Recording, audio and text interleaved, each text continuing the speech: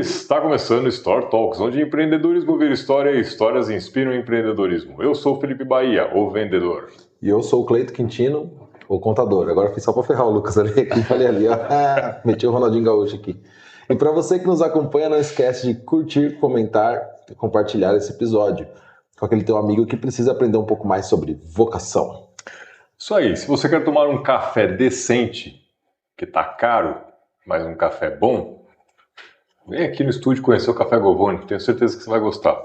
Já tomei o meu, porque eu tava cansado hoje, Cleitão. Vamos ver se dá uma acordada. Talvez no meio do episódio tenha que tomar mais um, viu?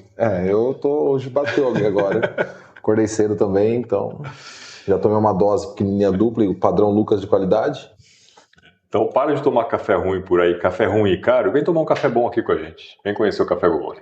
É isso aí. E se a tua empresa precisa de marketing digital ou marketing em geral, não esquece de contatar a Naju da Naju Mídias. A Naju é uma especialista em marketing e bola uma estratégia específica para a tua empresa, seja crescimento em redes sociais ou vender mais.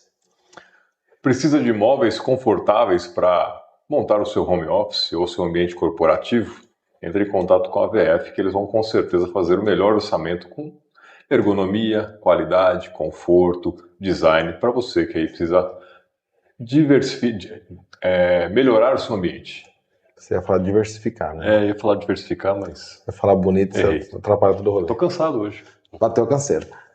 E se o assunto é storytelling, é com a Sabrina Scarpari que você tem que conversar. A Sabrina, ela é especialista nesse tema e ela vai ajudar você a desenvolver a narrativa... Ó, tá vendo? Tá cansado também. Tá cansado também. A narrativa essencial para tua empresa. Chama a Sabrina. Um psicólogo para ajudar hoje. Então a gente vai ser... O lado ruim de conversar com o Alex é que ele já tá analisando a gente. Eu tô nervoso, tô cansado, eu vou ter que fazer isso. Já tô tomando minhas notas aqui, ó.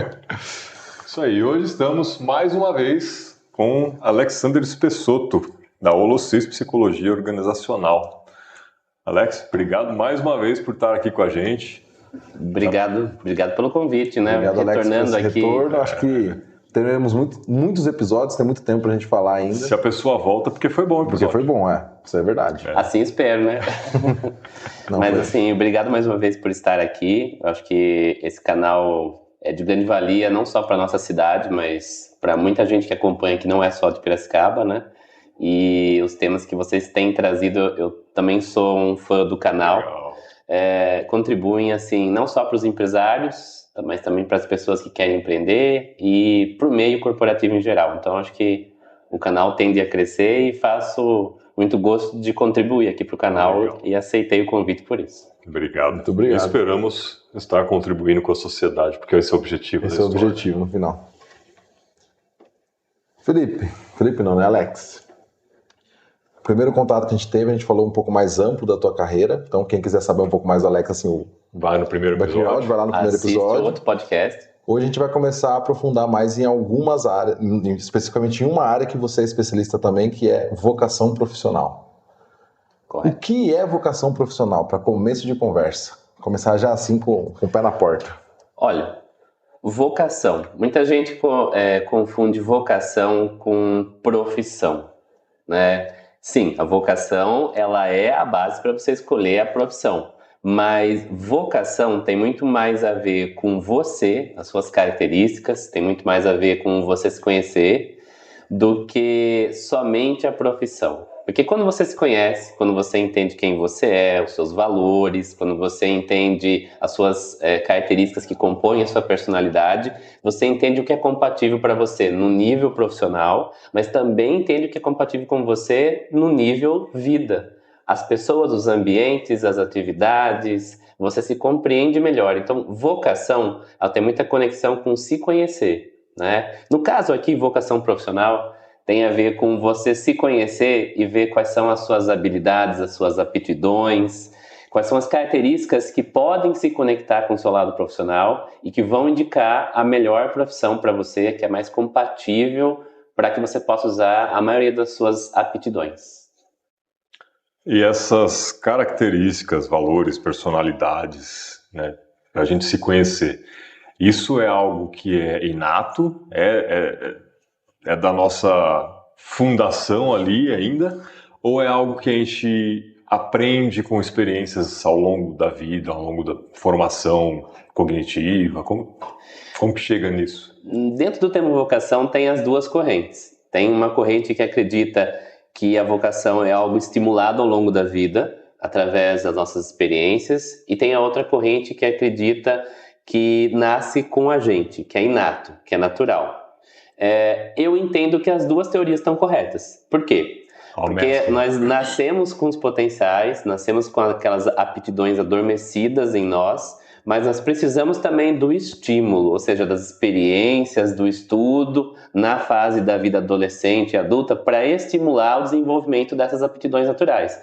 Então, é aquilo que nasce com a gente, mas a gente precisa ter o desenvolvimento também, o estímulo. Então, as duas teorias estão certas. Talvez seja uma mescla das duas mesmo, então. Mas assim, não posso desenvolver nada do que não nasceu comigo.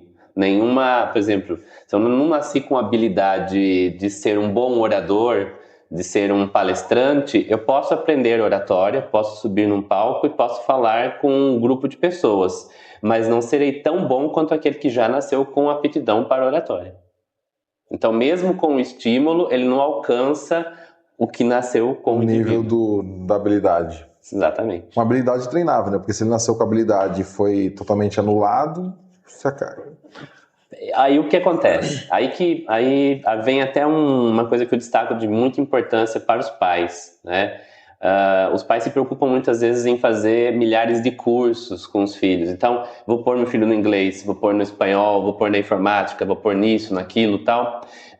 Os pais deveriam buscar um profissional qualificado para mapear os potenciais do seu filho e então explorar esses potenciais em cursos para que eles desenvolvessem as aptidões que eles já trazem, para que eu entregue ele na vida adulta com essas aptidões latentes para que ele possa fazer uma escolha mais correta no caminho profissional. Isso a partir de que idade é possível fazer?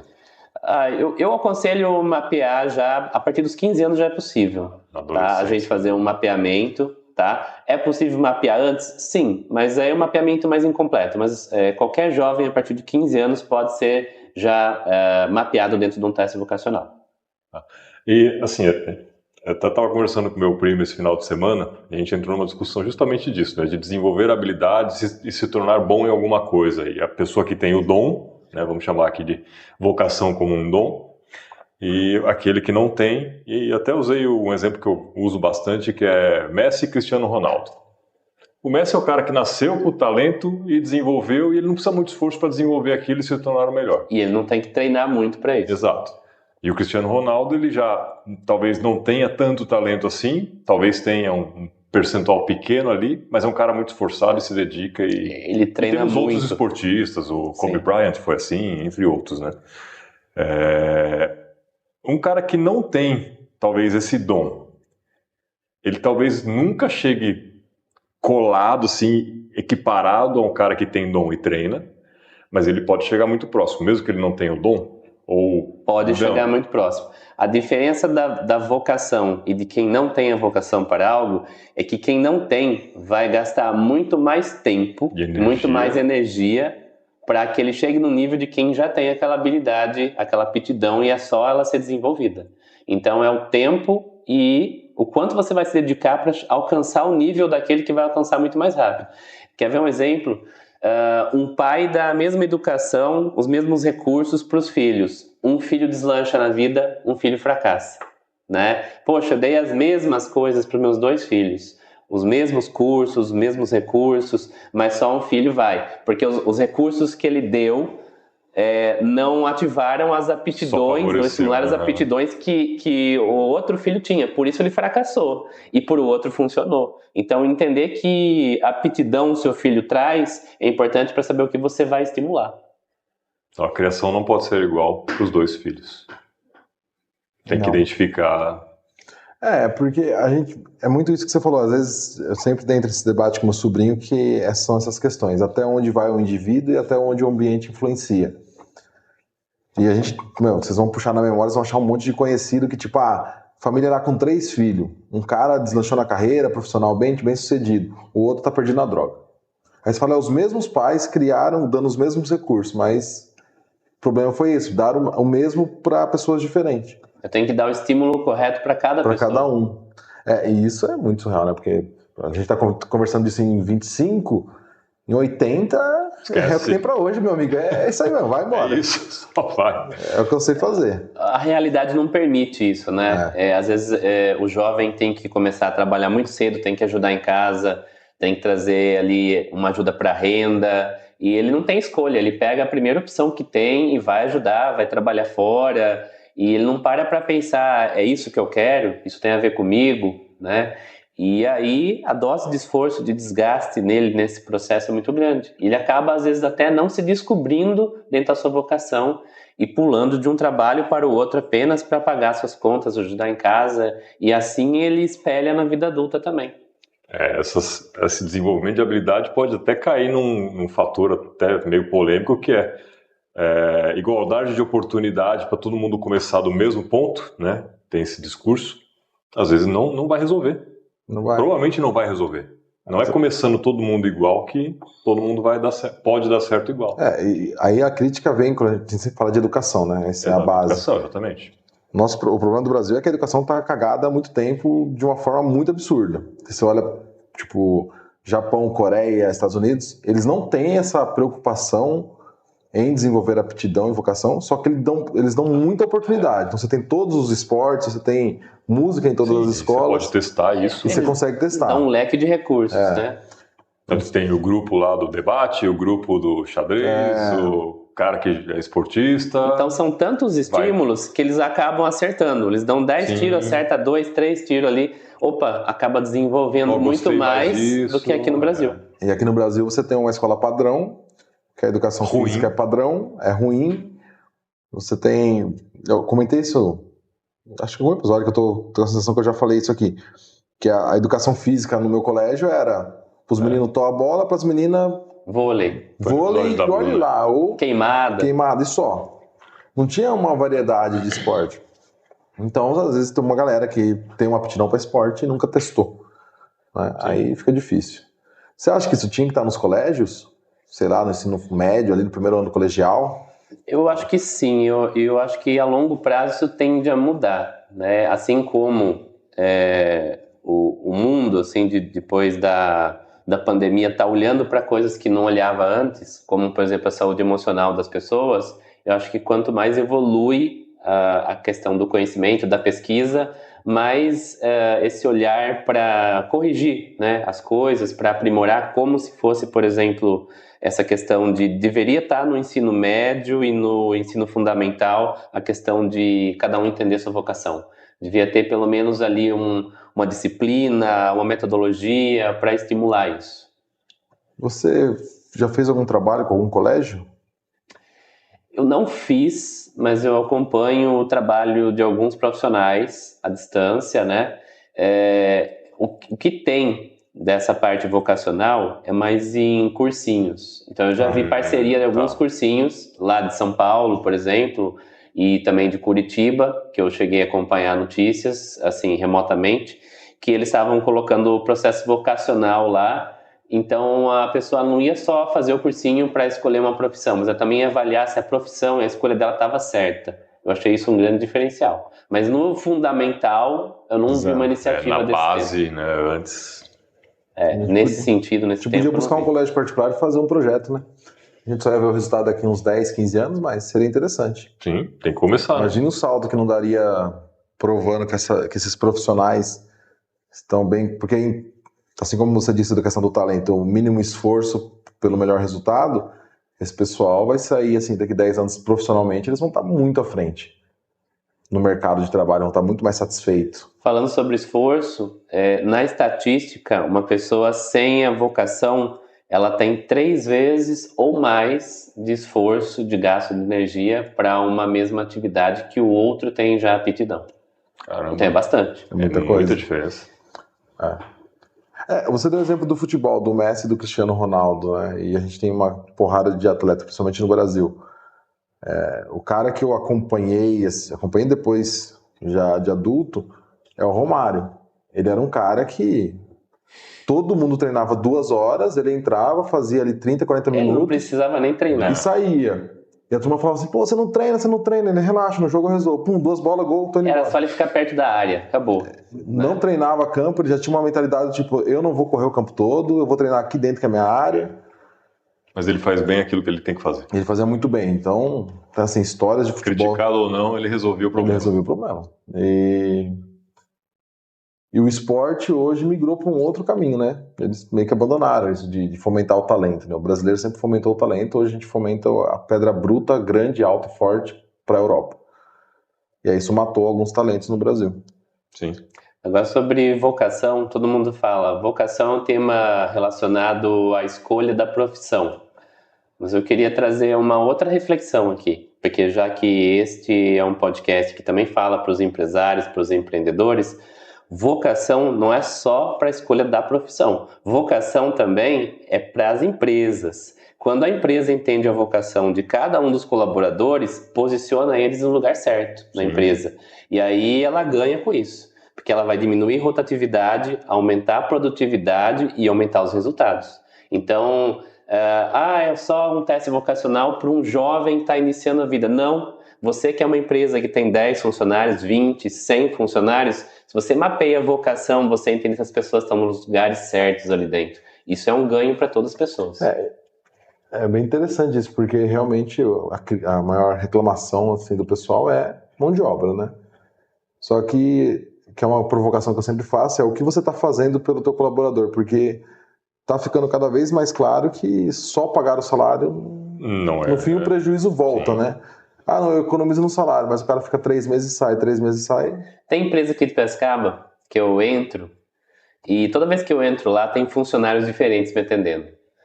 Eu falo, a rotatividade das empresas tá uma coisa tão gritante que às vezes você entra de um mês para o outro, aqueles funcionários não estão mais lá, já mudou tudo, né? Não tem como sustentar um negócio desse. E essa rotatividade é porque eu contrato errado.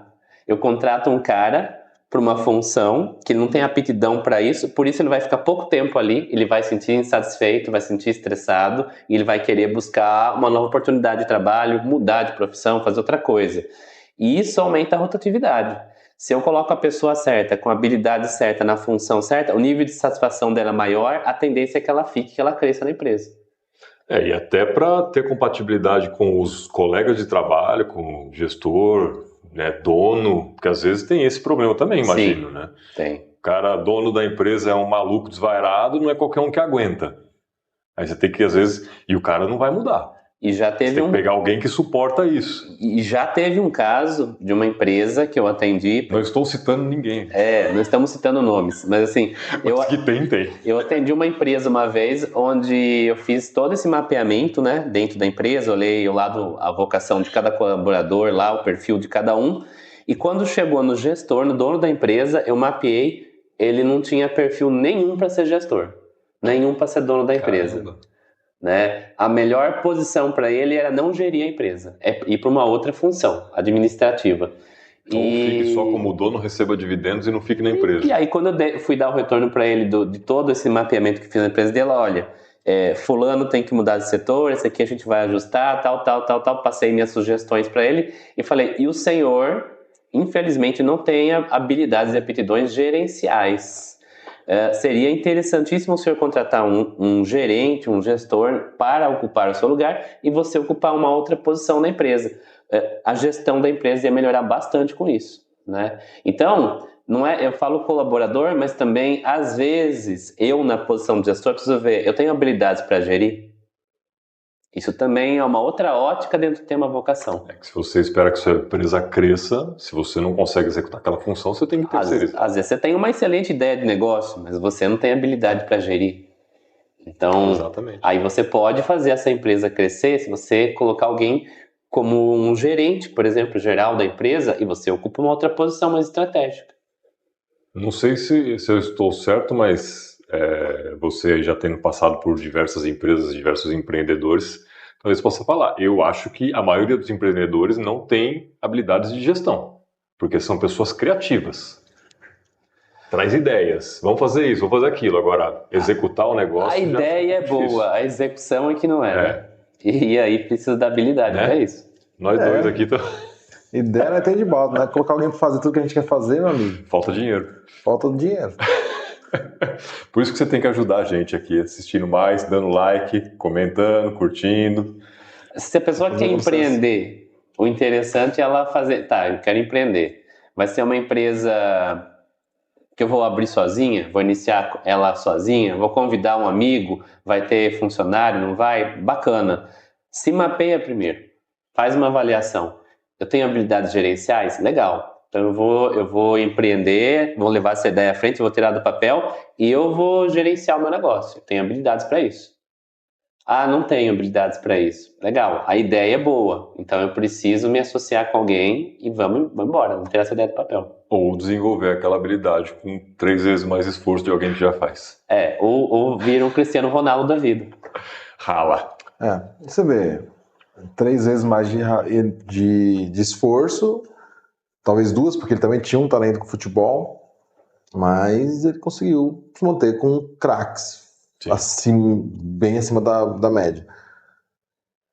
Então é possível. Mas ele tem tempo, disponibilidade e recurso para treinar 3 vezes mais. Sim. Então, ok. Exatamente. Né? E tem essa questão. Tenho tempo para fazer isso? Eu tenho que ter ali o espaço e o recurso para isso. Se eu tenho... A questão é que nem todo mundo tem, ou a grande maioria não tem. Aí quando você vai para o mundo real, assim, fora do futebol, como que o empresário vai ficar o dia todo treinando? Esquece. Não rola, ele tá na operação ali. O caminho é buscar... Então, mas esse é o ponto. Quando a gente fala de vocação, a gente vai muito para o processo de autoconhecimento. Né? O Marvado conhece-te a ti mesmo. Uhum. Só que eu vou falar a percepção que eu tenho de Brasil quando eu comecei o processo terapêutico, coach, quando a gente começou a conversar, e eu brinco hoje que quando você faz terapia, todo mundo ao seu redor está fazendo junto também, porque você começa a levar os palpites, conversar. A galera não se conhece. Não é que tipo 2, 3, é 90%. Sim. Você começa a fazer perguntas, que eu fico fazendo os outros de cobaia, né? Que esse é o meu estilo. Então eu pego lá a pergunta que ele me fez, não soube responder, eu falo, cara, será que sou eu que sou burro? Vou te perguntar para outra. Mas como que eu faço esse processo de autoconhecimento? Parece que a nossa cultura ela já é bagunçada. Então quem está nos assistindo e fala assim, pô, eu estou empreendendo, eu quero empreender, mas a empresa está patinando, eu não tenho clareza porque eu não me conheço. Qual que é o caminho para começar esse processo? Bom, em primeiro lugar, assim, se a gente tivesse a estrutura certa, ou seja, se a gente tivesse recebido os estímulos certos para desenvolver nossas aptidões, bastava a gente olhar para a gente e dizer assim, as minhas aptidões são essas. Então, naturalmente, o caminho profissional melhor para mim é esse, porque as minhas aptidões são conectadas com ele. Mas o problema é que os nossos pais, eles vão estimular na gente aquilo que eles acham melhor para a gente. Pô, marketing digital está em alta, vou botar meu filho num curso de marketing digital, né? Ou então, eu já sou advogado. Você vai fazer direito, porque aí você vai assumir o escritório quando eu aposentar. Então, eu faço para o meu filho o que eu acho melhor, no meu ponto de vista. Naquele momento do mundo. Isso. Então, assim, com essa forma de estimular os filhos a desenvolver habilidades, conhecimentos e aptidões um pouco equivocada, dificilmente hoje alguém consegue olhar para si mesmo e falar assim, as minhas aptidões são essas e por isso essa é a minha vocação.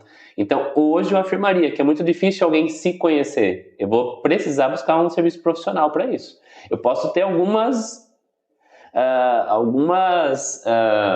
visões sobre mim parciais, eu posso ter alguma suspeita, eu acho que eu tenho aptidão, um jeito para isso ou para aquilo, mas assim, eu não vou ter como ter essa visão clara, a não ser que eu tive uma educação, né, com os meus pais que estimularam corretamente as minhas aptidões. Aí eu consigo olhar sozinho e identificar. E eu acho que isso, hoje, menos que 20% das pessoas tiveram essa preocupação dos pais. O que eu vou estimular no meu filho? Ou às vezes nem essa preocupação, ou esse conhecimento diretamente relacionado. Tipo, eu vou deixar meu filho por essa questão, vou estimular isso. Às vezes é só, tipo, deixa ele ser ele, né? Às vezes é nem pensando de uma forma mais ampla. É mais... aquele pai mais de boa, assim, que... até ia colocar essa pergunta, né? É melhor estimular em alguma coisa sem saber ou deixar sem estímulo também? E aí? Quando você estimula sem saber quais são as aptidões que você deve estimular, você está dando alguns recursos para ele. Aliás, qual é melhor não, qual é menos pior. Pode ser útil para ele. No sentido de, meu filho aprendeu idiomas, aprendeu música, aprendeu, sei lá, esporte. Às vezes até como descoberta de que não gosta, do que não é hábil. Mas essas habilidades que não são naturais dele são aquelas que ele vai engavetar lá na frente. Aprendi a tocar violão com 15 anos, mas nunca mais peguei no violão. Não tem interesse, né? Então, eu dei alguns recursos para ele. Pode ser útil em algum momento, em alguma necessidade, mas a tendência é que ele engavete isso. É aquele livro que a gente leu e não lembra de mais nada. Entendi. Porque é um recurso que não tem conexão comigo. Não faz sentido. Então, pode ser útil como não pode, mas a chance grande é que não seja. E qual fase que a gente começa a ter um pouco dessa definição? E onde que eu não... Esse estímulo de aptidões não vai cair na criança mimada que pode fazer tudo? Como que eu equilibro isso? Porque, eu quero deixar ela descobrir a aptidão dela, porque eu também não sei. Então eu vou dar vários estímulos em segmentos. E talvez eu crie uma pessoa que só quer fazer o que gosta. E aí a gente também tem um problema, que é uma reclamação hoje do mercado. Que ninguém só faz o que gosta. Como que eu faço isso como pai? Porque eu tenho mais um de 5 anos lá que você vai me ajudar depois.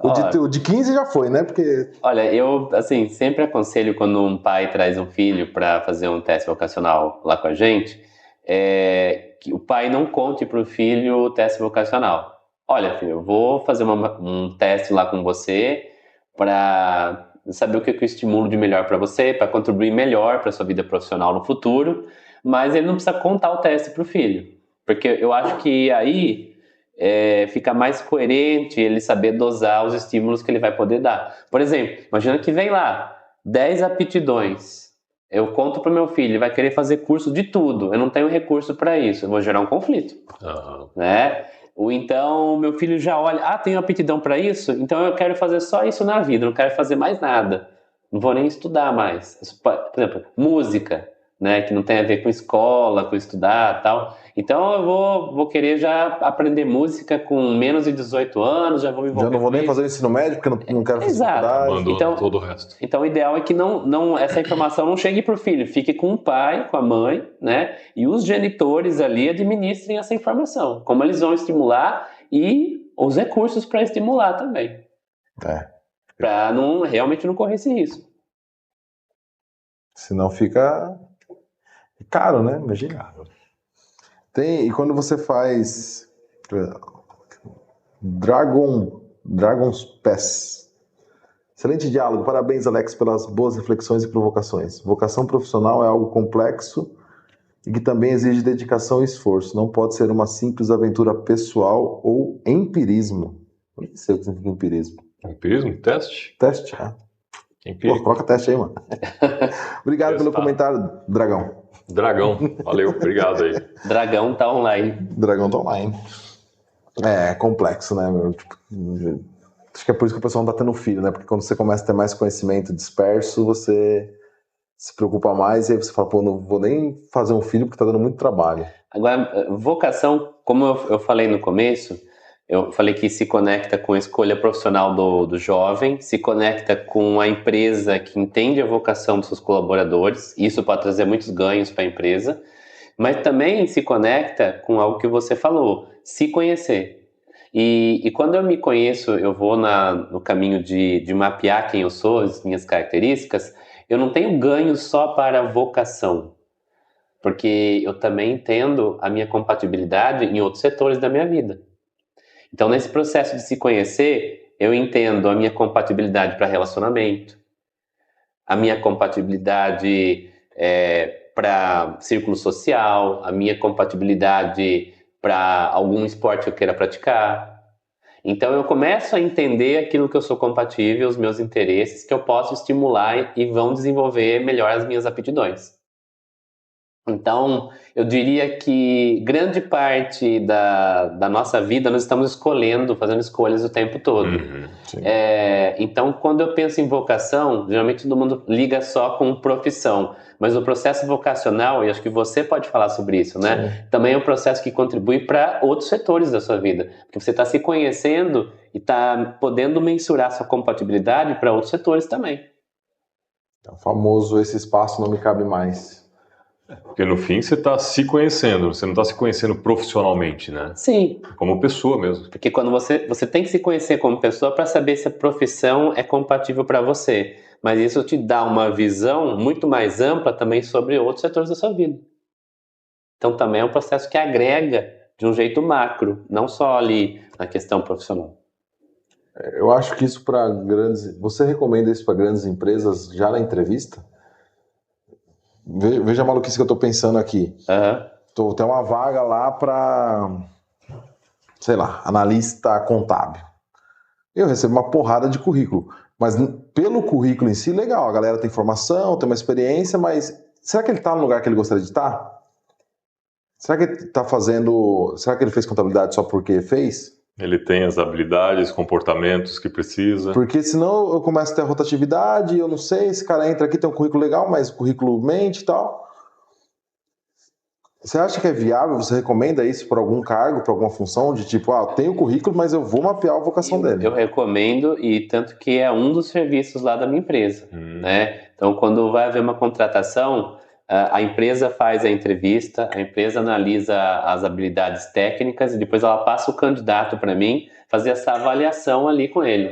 E aí, nessa avaliação que eu faço com ele, eu vou dizer, a vocação dele está corretamente colocada, ele vai contribuir lá para a função que você vai colocar na empresa e você vai poder combinar habilidades técnicas com aptidões naturais nele e vai ter ganhos contratando esse funcionário. Né? Então, assim, isso na prática eu aconselho para todas as empresas fazerem. O que acontece na realidade? As empresas contratam esse tipo de avaliação só para altos cargos. Um gerente geral, um diretor e o pessoal, assim, de cargos mais simples, eles não mapeiam. Só... Questão de custo? Não, porque o custo não é tão alto assim. Né? Para fazer um mapeamento para contratação hoje, vai gastar em torno de uns R$700. Eu não acho um custo alto. Não é nada alto, porque... Porque se você somar o custo, e você que é da área da contabilidade pode nos informar melhor, né? O custo de uma contratação errada. Sim. É muito maior. A multa que você vai pagar para demitir, as verbas rescisórias, se você colocar na ponta do lápis, isso não é nada caro. Sim. Treinamento... todo um processo, né? Você vai ficar ali período de experiência e é dinheiro jogado fora no fim, né? Então é melhor nem que você invista um pouco mais já na entrada. Eu acho que é um custo relativamente baixo, sim. Tá? Mas assim, as empresas na prática, elas só procuram para altos cargos atualmente. Talvez esse seja o problema. Estão perdendo tempo. Estão gastando, estão deixando a base fraca, né? Tá perdendo tempo, porque no fim tem a rotatividade. Claro, as empresas de grande porte, tem algumas aqui em Piracicaba, elas veem importância nesse tipo de avaliação, só que elas já montam um setor dentro do RH já específico para fazer essa avaliação com qualquer contratação. Aí elas acham mais interessante não contratar um profissional interno, mas ter um setor dedicado a isso. Tá. Então aqui em Piracicaba já temos grandes empresas com esse setor no RH que faz essa avaliação. Isso para qualquer cargo? Para qualquer cargo. Cara, dentro desse valor aí, se é uma grande empresa, ela já tem um setor, ela já tem um funcionário ali. Não falo nem da grande empresa, mas assim, esse serviço para qualquer cargo serve? O cara que está ali apertando o botão, varrendo o chão, faz sentido? Vou fazer uma conta de padaria aqui meio por cima? Faz, porque veja, quando eu vou colocar um cara para varrer o chão, eu tenho que ver se ele tem habilidades de organização, se ele tem pontualidade, se ele tem cordialidade, se ele é empático com o ambiente de trabalho, se ele vai se posicionar no ambiente ali de uma maneira discreta, se alguém vier fazer uma pergunta para ele, mesmo que não seja da função dele, onde fica o setor tal aqui dentro da empresa, ele vai ter uma boa comunicação. Então eu vou ter que mapear outras habilidades auxiliares ali que não é só varrer o chão. E que eu vou poder olhar para essas habilidades e dizer, esse cara é bom para me contratar. Vai fazer com que as coisas que dependem, de certa forma, dele fluam melhor e aí a empresa ganha com isso. Exato. Agora, imagine se eu contrato um cara mal educado, rude, empático, cheio de problemas emocionais. Quando alguém vem perguntar uma informação para ele, ele responde ali ríspido, né? É um cara que não está contribuindo para a empresa. Afeta negativamente. Que falta, que atrasa. São vários pontos, né? Porque, você perguntou, será que vale?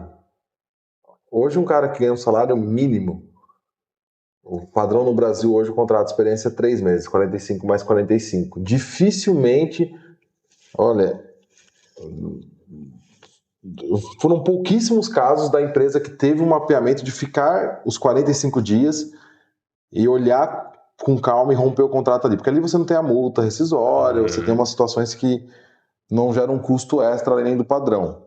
Normalmente eles terminam os 90 dias, os 3 meses. Um salário de 1.640, eu estou falando que esse cara em 3 meses vai custar R$8.000 para a empresa. Entre FGTS, 13º, férias proporcional, toda a papagaiada que o Brasil tem. Aí quando a gente fala de R$700... Menos de 10%.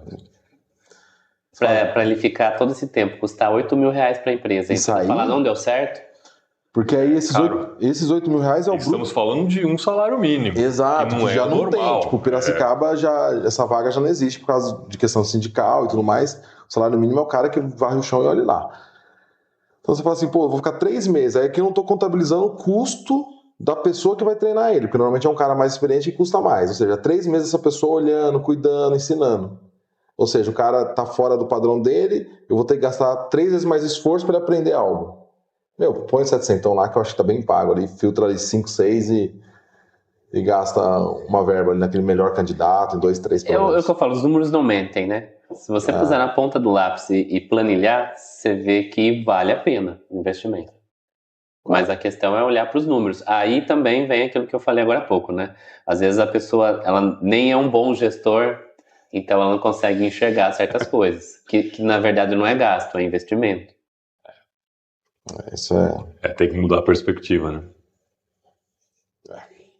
É muita coisa, é muito complexo, é difícil... Ser humano, né? É ser humano, é difícil... Pra quem acha que física é difícil, vai estudar psicologia. Mas assim, o que eu mais atendo lá não são pessoas que estão iniciando a carreira, jovens e que vão escolher uma profissão. O que eu mais atendo lá são empresas que querem avaliar os colaboradores e fazer essa organização interna, né?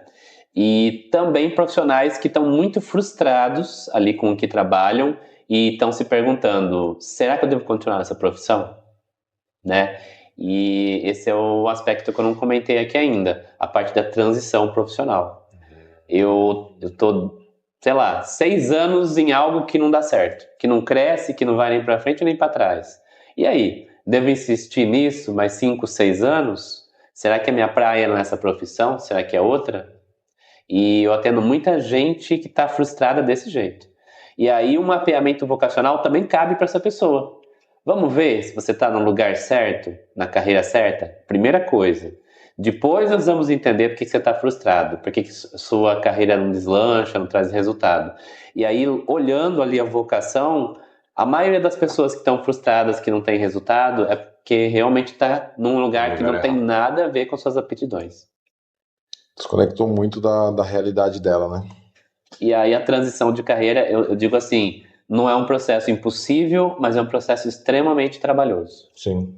A gente conversou com a Kelly. E às vezes doloroso, porque envolve financeiro, né?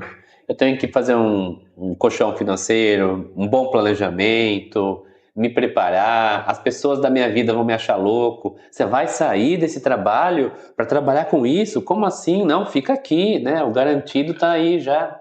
Bom, temos vários episódios com casos assim. Sim. E as pessoas estão mais bem-sucedidas e felizes depois da transição. Depois do primeiro choque, né? Tem um cara que eu acompanho, que eu gosto muito, que é o professor Paulo Cruz.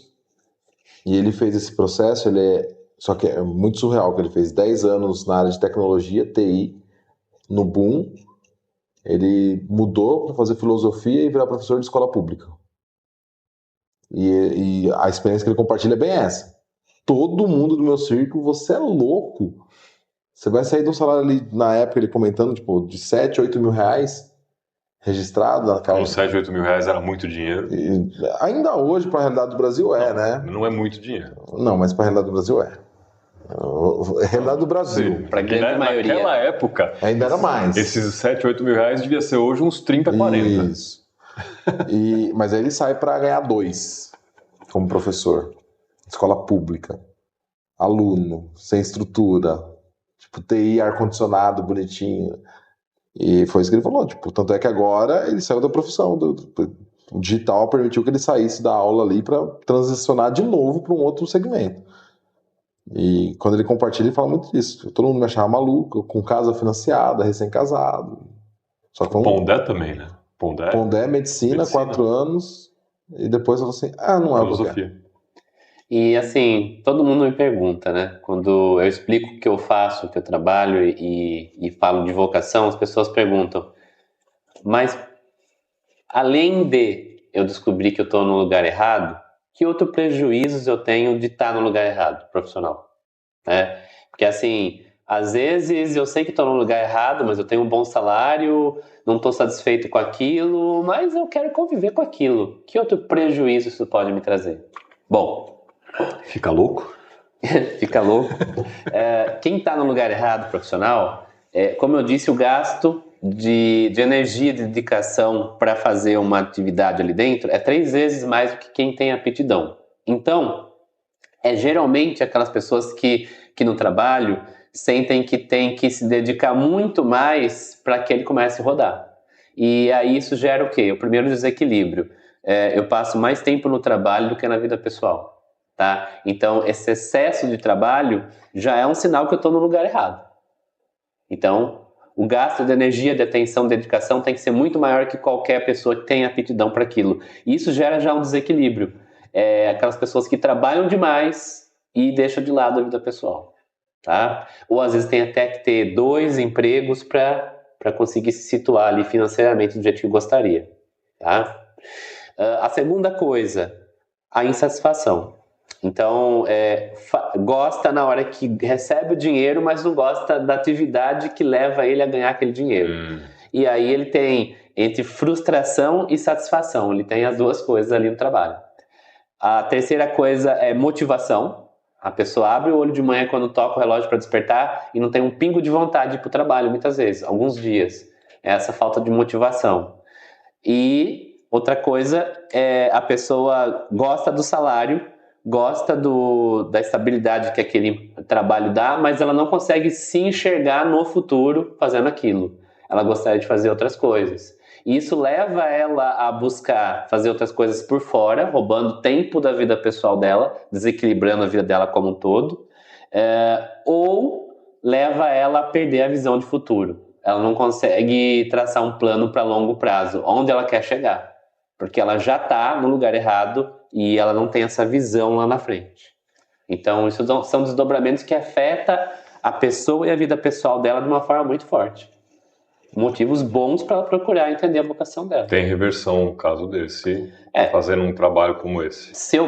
E assim, eu brinco, né, com alguns colegas, falo assim, se você está na profissão errada, com certeza você tem problemas de relacionamento.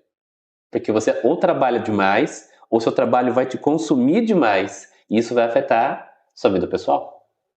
E aí vira um balaio, porque se a pessoa não se conhece, ela não sabe se o problema é do relacionamento ou do trabalho impactando no relacionamento. Exatamente. Então é um processo complexo. O trabalho me consome demais, tem que dedicar mais tempo para ele, menos tempo para o relacionamento já desanda. Aí eu estou sempre reclamando né? E aí eu reclamo que minha esposa não compreende o meu esforço, mas na verdade é eu que estou desgastado aqui e está impactando lá.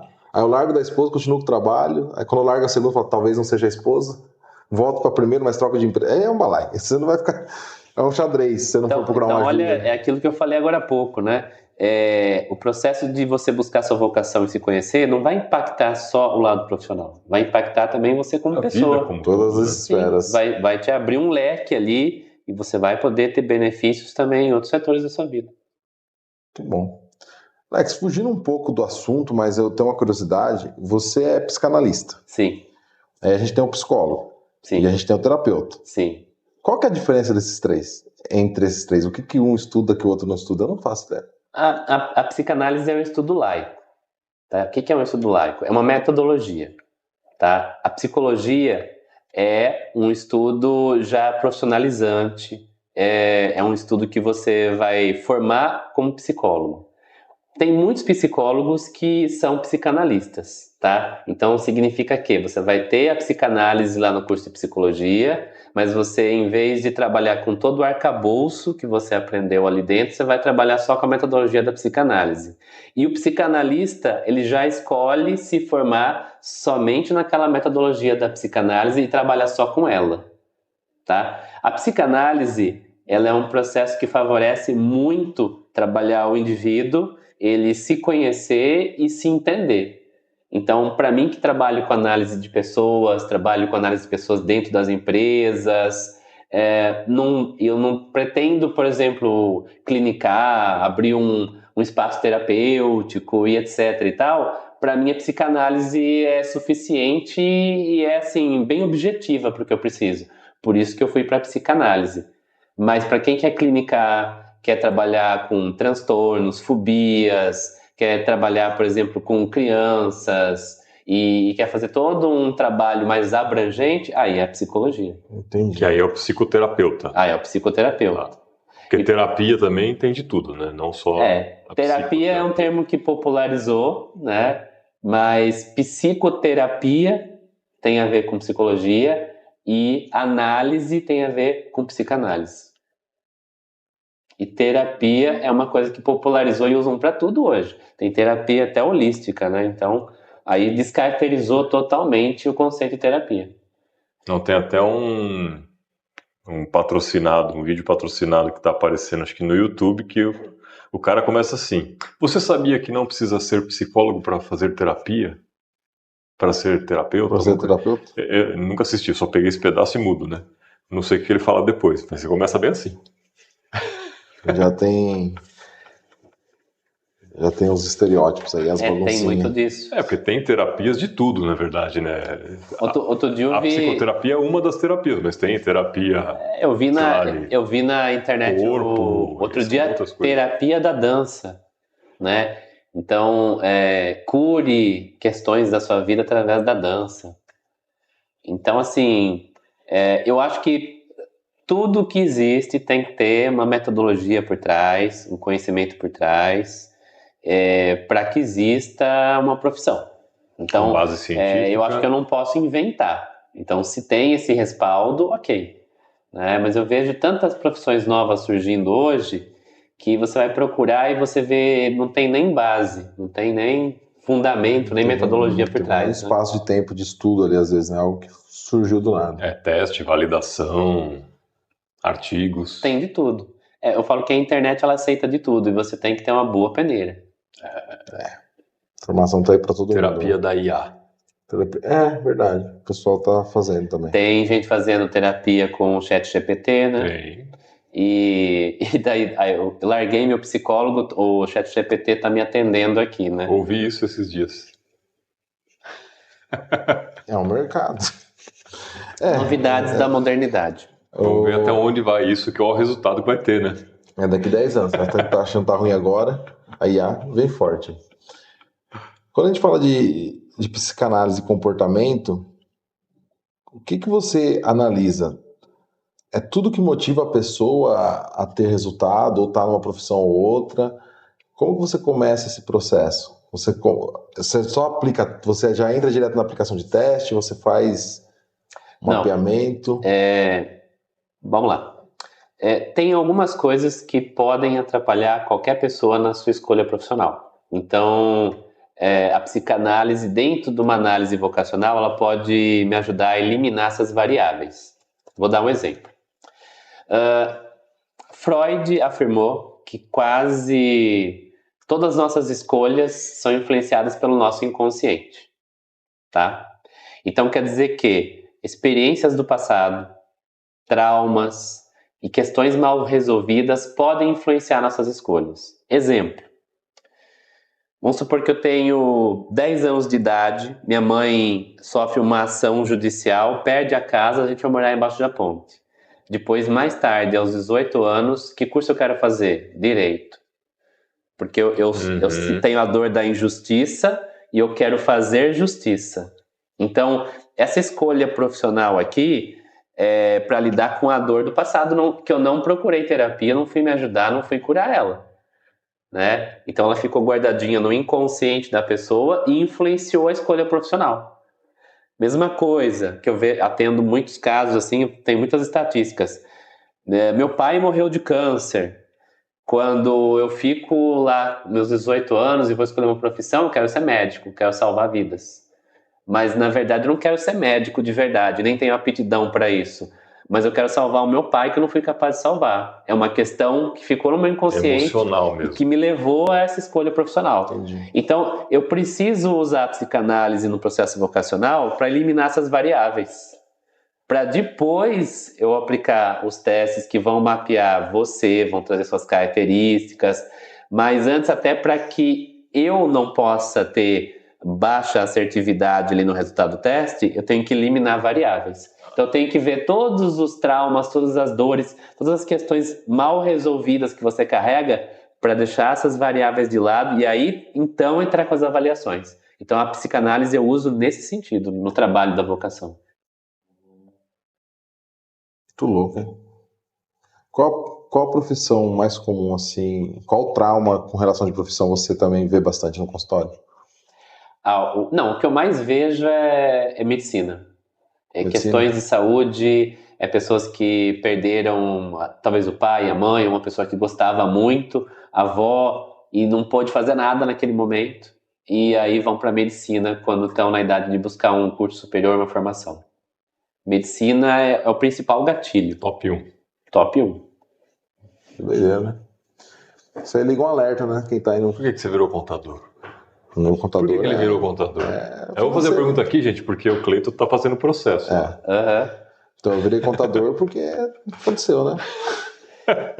Primeiro que a gente viu lá que contabilidade tá conectado com você, tem um pouco ali do lado analítico nele, mas que as principais habilidades e aptidões dele estão muito além da contabilidade. Mas a contabilidade eu acho que eu já comentei aqui, né? Mas ela atravessou o caminho, né? Tem o fator de ambiente, puro e simples, aí influência do ambiente. Quando a gente fala você comentou que nessa questão da ponte, é um exemplo que cabe muito comigo. Minha família teve muita dificuldade financeira, então eu confesso que eu nem sabia o que era contabilidade, até me falarem da contabilidade. Não é uma coisa que, de novo, né, inconsciente. Não é que com 18 anos eu falei, nossa, eu preciso fazer contabilidade, minha família não lidava bem com dinheiro. Não, isso nem passou na minha cabeça. Eu entrei no setor e fui entrando na empresa, e aí aquela questão, o dinheiro tá entrando, tá legal, tô ganhando dinheiro aqui. Vou continuar nessa direção. Vamos indo. Aí o cara vem e fala assim, eu te promovo se você fizer essa faculdade, você vai ganhar um pouco mais aqui, X. Quem acompanha aqui já viu que por 100 reais eu tava trocando de setor. Eu falei, fechou, é isso aí. O meu foco era 100% ganhar dinheiro e comprar uma casa e um carro. O problema é quando você compra isso aí, você fala, não era bem isso. Quando você faz isso com pouca idade, é conflituoso. E você está falando de ganhar dinheiro, né? Às vezes eu mapeio muito a questão de vocação também em pessoas jovens, embora seja o meu público menor que eu atendo lá. E o que eu percebo? A maioria dos jovens hoje quer dinheiro rápido. Então, a escolha profissional deles está sempre baseada em o que é mais fácil se formar e que traz um retorno mais rápido. Né? Isto vem de uma característica mais consumista do momento atual, né? As pessoas estão bem consumistas, o capitalismo ele já está bem mais forte na mentalidade das pessoas. Então, hoje os jovens querem aquele retorno rápido. O que eu tenho menos esforço e retorno mais rápido, né? E aí, por que eu destaquei esse exemplo aqui? Porque a busca do dividendo no final do mês, do salário, do ganho, não deve balizar, ou seja, não deve ser o motivo da minha escolha profissional. É o que você comentou do profissional que está ali, é o mês todo reclamando, cai o dinheiro, dá aquele uau, vale a pena. Um mês de frustração, um dia de felicidade. Um dia de felicidade. E aí o cara baseou todo o percurso com base no destino, que é o dinheiro, e aí o percurso tá uma bosta. É que na nossa sociedade é difícil, né? É o que eu falei, o consumismo do capitalismo é uma mentalidade. Não, e nem só isso, falando a nível Brasil. A Brasil piora tudo, né? Não tenho educação, não tenho informação. Vou onde me paga melhor. E a informação, aí hoje com a internet... Vou perseguir meu sonho, caramba, quero dinheiro, preciso pagar minhas contas. Você não tem tempo para pensar um pouco refletir sobre isso, né? E eu fico feliz quando eu consigo atingir ali o meu cliente e vejo um resultado nesse sentido.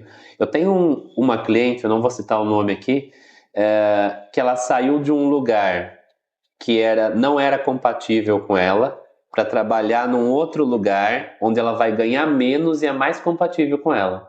Então é uma atitude rara, né? De eu abrir mão de um salário maior para ir para um salário menor, porque eu entendi que aqui eu sou mais compatível. E aqui eu vou me sentir mais feliz, e aqui com essa percepção, né, de satisfação eu posso crescer a longo prazo. Então, quando eu vejo isso em um cliente, eu falo, o meu trabalho deu resultado. Que legal. Mas assim, é raro, tá? Em geral, quando eu atendo e trabalho com jovens, jamais eles vão sair de um salário maior para um menor só porque eles entenderam que a vocação deles está aqui. Eu ainda tenho que trabalhar muito essa questão da mentalidade que todo mundo se baseia no dinheiro e no ganho, no resultado rápido. Mesmo a pessoa sabendo que não está na vocação certa, o dinheiro ainda é um fator bem forte. Aí é sociedade, é cultural, né? E aí, essa falta de reflexão vai impactando e normalmente estoura. Uma pessoa que procura esse tipo de coisa, eu imagino que ela já esteja minimamente com um financeiro mais estável, ou pelo menos com um ganho mais... Um fluxo maior. O meu maior público são empresas, que têm muitos problemas dentro da empresa. Conflitos entre colaboradores, rotatividade alta. Então esse é o meu público número 1. O público número 2, jovens e pessoas que estão empreendendo, estão pensando em transição de carreira. Esse é um público menor que me procura. Mas geralmente o motivo ou a empresa está tendo muito prejuízo com rotatividade, porque a empresa geralmente ela me procura olhando nos números, ou ela está no risco de ter esse prejuízo, né? E as pessoas me procuram mais pelo grau de frustração que elas estão vivendo. Mas são trabalhos completamente distintos. Distintos. E aí você pegou uma empresa lá para fazer um trabalho, por exemplo, identificou lá cada um, o gestor, né, que não é gestor. Essas pessoas acabam te procurando para depois fazer um trabalho individualizado, ou isso é muito raro acontecer também? Alguns sim, alguns sim. Alguns sim, porque, como eu disse, como é um processo de se conhecer, e eu começo a entender quando me conheço, que isso me traz uma visão também do que é compatível comigo na minha vida pessoal, as pessoas elas querem começar a descobrir o que é compatível e não é na vida pessoal também. Legal. Porque ali... No trabalho elas começam a enxergar isso e na minha vida pessoal. E aí elas vão em busca dessa resposta. Então tem muitos casos que sim. É legal. Quantos casamentos você já destruiu? Nenhum. Eu acho que a pessoa, quando ela faz a escolha errada, ela já destruiu com a escolha dela. Saiu bem essa, hein? Quantas pessoas você acordou assim, conversou, o cara falou, ih, rapaz, estou falando aqui, voltou para uma sessão seguinte e falou, olha... Tenho que separar da minha esposa. Porque esse autoconhecimento causa isso, ou do meu esposo. Olha, eu sou o cara mais da conciliação. Então, assim, se eu ver uma total incompatibilidade, é claro, não tem como eu trabalhar ali nesse sentido. Mas, assim, eu ainda sou aquele profissional que fala assim, olha, essa relação estar harmônica vai dar muito trabalho. Ela tem que estar disposta também, ou ele... Você vai ter que entender muito bem como um funciona, o outro funciona e fazer muitos ajustes, né? Eu sempre vou para o lado do vamos tentar salvar do que, não, é incompatível, não quero fazer nenhum trabalho aqui e essa é a sentença, né? Eu gosto muito de estimular na pessoa sempre aquela questão de vamos trabalhar primeiro, vamos esgotar todas as possibilidades, aí depois a gente decide pular fora do barco. Se ainda assim não der... Sempre, eu imagino sempre que o lado mais positivo, né? você comentou, tem os dois cenários, né? O autoconhecimento vai fazer a pessoa, se não mudar de emprego de imediato, começar a cogitar, fazer uma transição de carreira e também o relacionamento, né? Porque se a pessoa não escolheu nem direito o trabalho, a chance de ter escolhido uma mulher só por escolher é muito grande. Só no flow. A psicanálise ela tem um conceito interessante sobre isso, né? A psicanálise ela acredita que as pessoas só têm qualidades, elas não têm defeitos. Que toda falha, todo defeito que a gente rotula como defeito vem de uma desordem interna. O que é uma desordem interna? Alguma questão que eu não soube lidar, um desequilíbrio psicoemocional, algum trauma, alguma situação que me impactou e não foi resolvida, tá? Esses vários acontecimentos é que vão promover essa desordem interna e vão produzir as minhas falhas e os meus defeitos, os meus vícios, né? Então eu posso dizer que quem tem falhas faz escolhas que não são precisas, que comete erros. Todas essas pessoas, elas têm desordem internas. Ou seja, todo ser humano. Então todo ser humano tem, porque não tem um ser humano que não tem vício, que não erra, né? Então, quem é que precisa se conhecer? Todos nós, né? A importância desse processo não é só para quem está olhando profissionalmente, não é para uma empresa ou para quem quer entender a sua compatibilidade, porque esse processo, e você acho que pode falar um pouco disso, né? Ele ajuda também você a entender as suas desordens internas, como que marcas eu carrego do meu passado e o que eu tenho que arrumar aqui dentro da minha casa, né? Não é isso? Sim, com certeza. É muito louco, porque quando você começa a fazer esse processo, você começa a perceber situações e você começa a refletir por que a situação X ou Y te tira do eixo. Que eu já levei isso para conversar com você, acho que já comentei isso com você aqui também em outros momentos, que era, cara, tem situação que eu tô subindo o tom de voz, tô estressado e daqui a pouco peraí, mas por quê? E aí é muito isso, não é lá o problema, é aqui dentro que aquilo lá ativou algum gatilho. Hoje você fica meio maluco, você fica pensando e às vezes eu encontro, às vezes não, e aí vai levando para Por isso que a vocação, assim, eu desaconselho as pessoas a olhar para a vocação como um teste de internet, e tem muitos, né?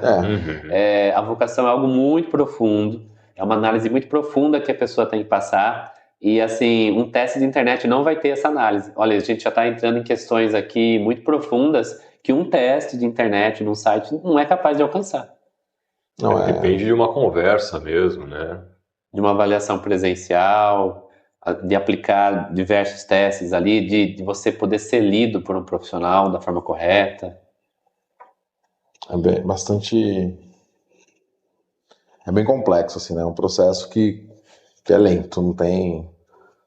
Bom. E aí dentro do mundo de internet, tudo parece muito rápido, né? E parece muito fácil. Muito fácil. Não, é só pensar, né? Falando de você. Levou 35 anos para chegar até onde cheguei. Você acha que em uma semana vai desfazer e reajustar? É o mesmo aspecto. Né? Isso falando de uma pessoa de 35, mas tem gente de 40, 50, 60 anos que provavelmente deve passar por um processo ali. Sim, Cada vez, quanto mais velho, mais difícil. Quanto mais tempo você permanece no erro, mais difícil é você sair dele. Você vai sempre... Você fica na zona de acomodação, né? Agora não é mais zona de acomodação.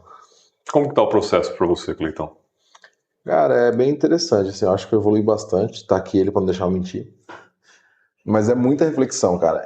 E uma coisa, eu acho que o mais surreal do processo todo é que a gente estava falando aqui sobre a questão do consumismo, do capitalismo, da correria do dia a dia, que vai consumindo a gente, e a gente não para refletir. Não para se observar. Não para para se observar. Você não tem isso. Você não está fazendo nenhum processo nesse sentido. Você para pensar nas suas questões? Às vezes eu paro, mas é muito raro. Mas é raro, né? Então, o processo... Normalmente quando eu cometo algum erro. Aí você vai reavaliar a rota. Aí você vai reavaliar. Mas, no geral, se a vida está fluindo e esse erro não está tão escancarado, você não para 1 hora por semana. Não, imagina. E aí, quando a gente fala, e você fala, é 1 hora em 7 dias, tipo... Não é nada, né? É pouquíssimo tempo quando você analisa assim, são 4 horas no mês. Mas são 4 horas que você realmente... Tá parando para se analisar e olhar para pontos que você não ia olhar. E aí eu acho que o fator do profissional, que é muito importante, é a questão do julgamento. Porque não é... mas eu tenho meu amigo, eu desabafo com meu amigo. Pô, legal. Mas se eu for seu amigo, você vai errar o pé porque eu vou estar te... Destruindo. Porque às vezes, tipo, na ânsia de querer ajudar, quem não é especialista da área, o que a gente faz? O cara vem com um problema X, você já bate na solução. Ah, nossa, minha esposa falou isso. Não, larga. Não, você tá errado aqui. Não é isso, né? Mas quando você está num bate-papo com um analista, ele está entendendo as entrelinhas. Sim. Ele está entendendo algo além do que você está dizendo. Né? Ele não está só olhando, pegando a informação que você está entregando para ele e te dando uma resposta.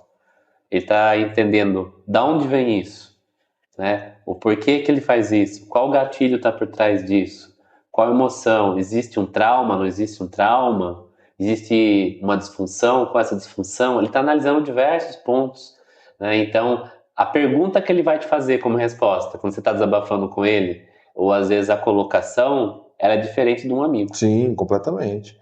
Então, eu acho que é esse aspecto, é você ter uma hora para você parar com uma pessoa que, vamos dizer assim, é neutra no teu relacionamento. Então, imparcial. Então, quando você vai desabafar com um colega de trabalho, se você vai xingar a empresa, normalmente, cara, faça esse teste aí, se você está em qualquer mercado.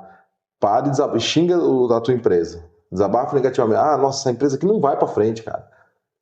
90% das pessoas vão falar, vão concordar com você, vão reforçar o teu viés e vão acrescentar mais coisas ruins. Então a empresa vai só piorando a cada conversa. Agora com o analista, não, tipo, pera, e olha por aqui. E isso aqui. Mas você ficou assim, mas aconteceu tal coisa, essa coisa. Como que você resolveu isso aqui? Aí, às vezes, tipo, já aconteceu aqui, acontece com a psicóloga também, do tipo, não, mas eu não tô falando disso.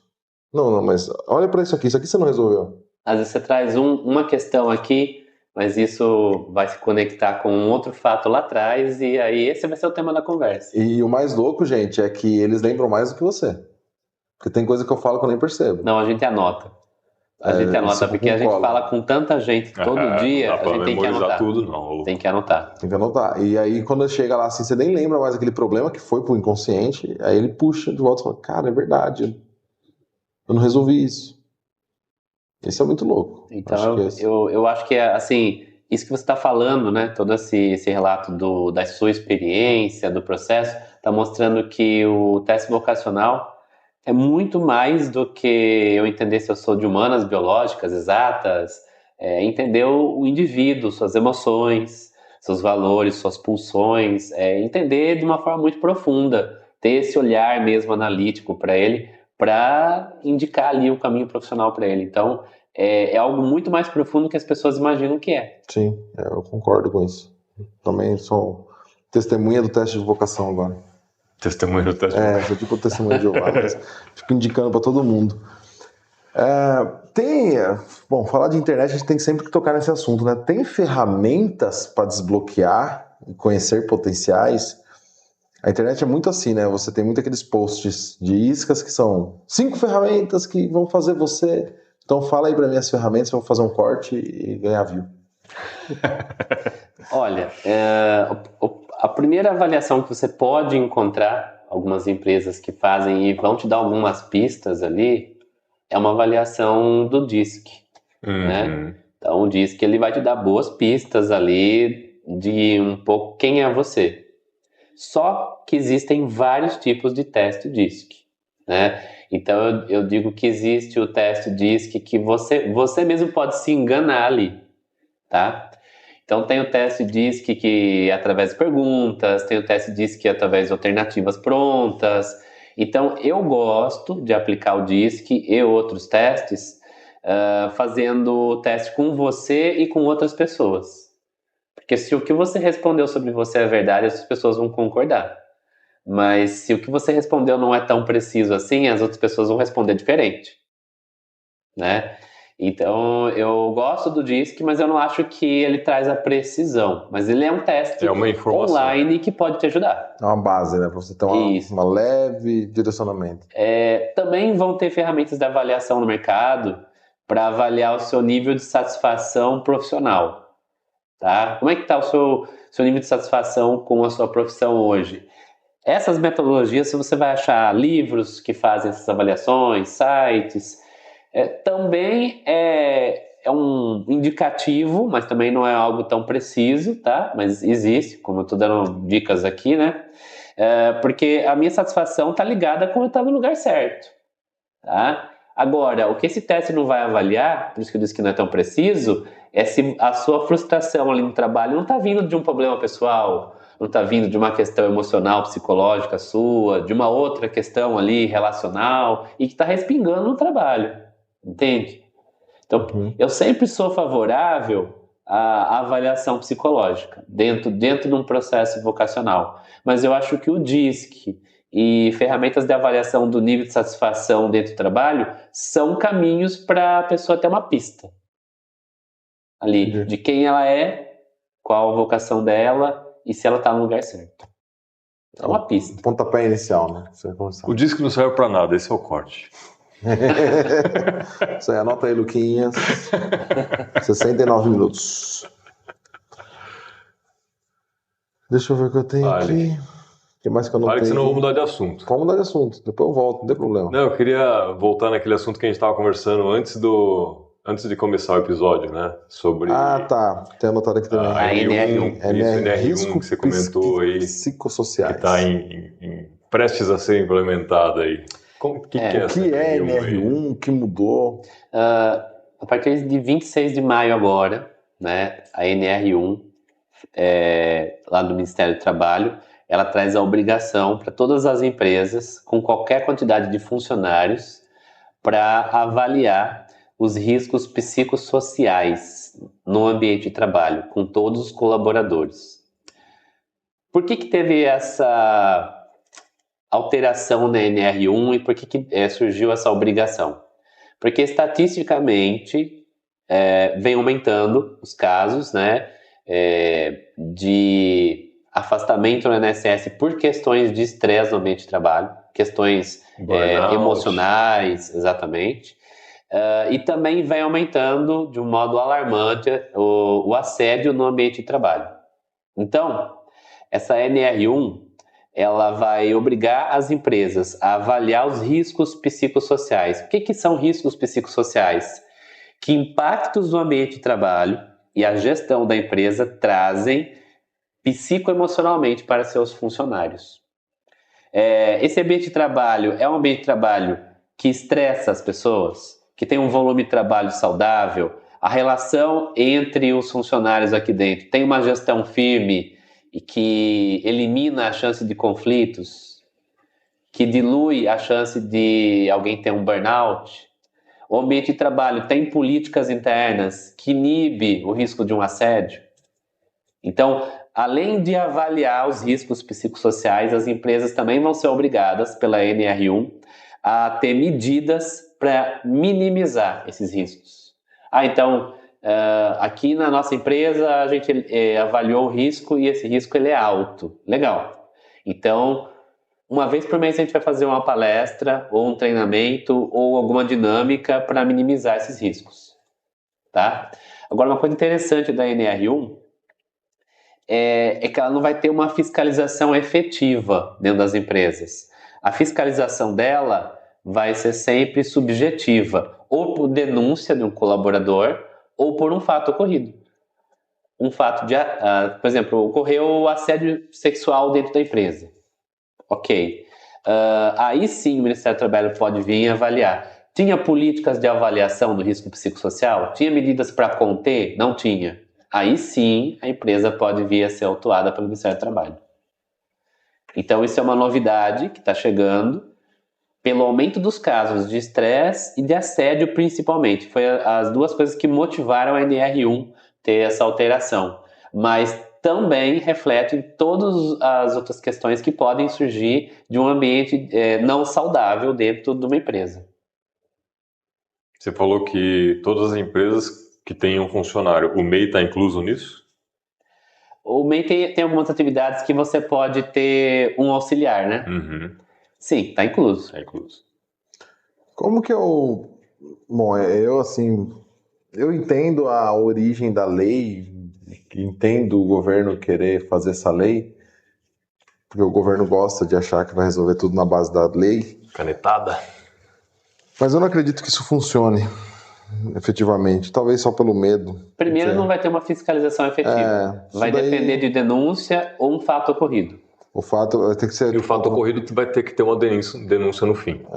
Porque senão não vai chegar até o Geralmente Ministério o Público. assédio desencadeia isso, ou uma doença ocupacional, e aí pode haver uma ação trabalhista, e aí o Ministério do Trabalho pode se envolver na A partir questão. da ação ele entra na empresa. E ele vai ver. A empresa tinha uma política de fiscalização, de avaliação, não tinha? Daí ele vai atuar a empresa. Por exemplo, que você está falando dessa política, como que funcionaria isso na prática? Então vamos pensar na padaria do Zé, que tem lá 4, 5 funcionários. O Zé nem sabe o conhecimento dele sobre qualquer tipo de doença psicoemocional, as doenças causadas por estresse, ele nem sabe como isso funciona. Às vezes ele tá com burnout ali, porque tá acordando 5 horas da manhã e dormindo às 1 da manhã. Uhum. Ele tá muito maluco. E às vezes o dono da empresa é o cara tóxico. Quais seriam as ferramentas que você vai prestar esse serviço nessa consultoria para as empresas? Sim. Agora em 26 de maio a gente vai incluir isso no nosso hall de serviços lá na nossa empresa. Então vamos imaginar um cenário aqui, vamos começar a viajar na maionese aqui. O cara te chama, ele fala, preciso atender essa norma, preciso fazer esse relatório aí, ferramentas. Quais seriam essas ferramentas que ele começa a ter? Palestras, um acompanhamento com o psicólogo uma vez por mês? Como que funciona? Assim, atendendo a norma, a gente vai fazer uma avaliação mensal do risco psicossocial dentro do ambiente de trabalho, tá? Essa avaliação mensal, quando ela avalia o risco, ela avalia as origens do risco. Então, as pessoas estão adoecendo aqui nesse ambiente de trabalho por causa da gestão. Então, a correção é com o gestor. As medidas preventivas ou para minimizar em cima do gestor. Ou então, as pessoas estão adoecendo nesse ambiente de trabalho porque tem um excesso de trabalho. Então, daí já vai também para a parte de gestão, mas a parte de distribuição de trabalho ali dentro da empresa, do volume de trabalho. Então, essa avaliação ela vai dizer o risco e de onde vem.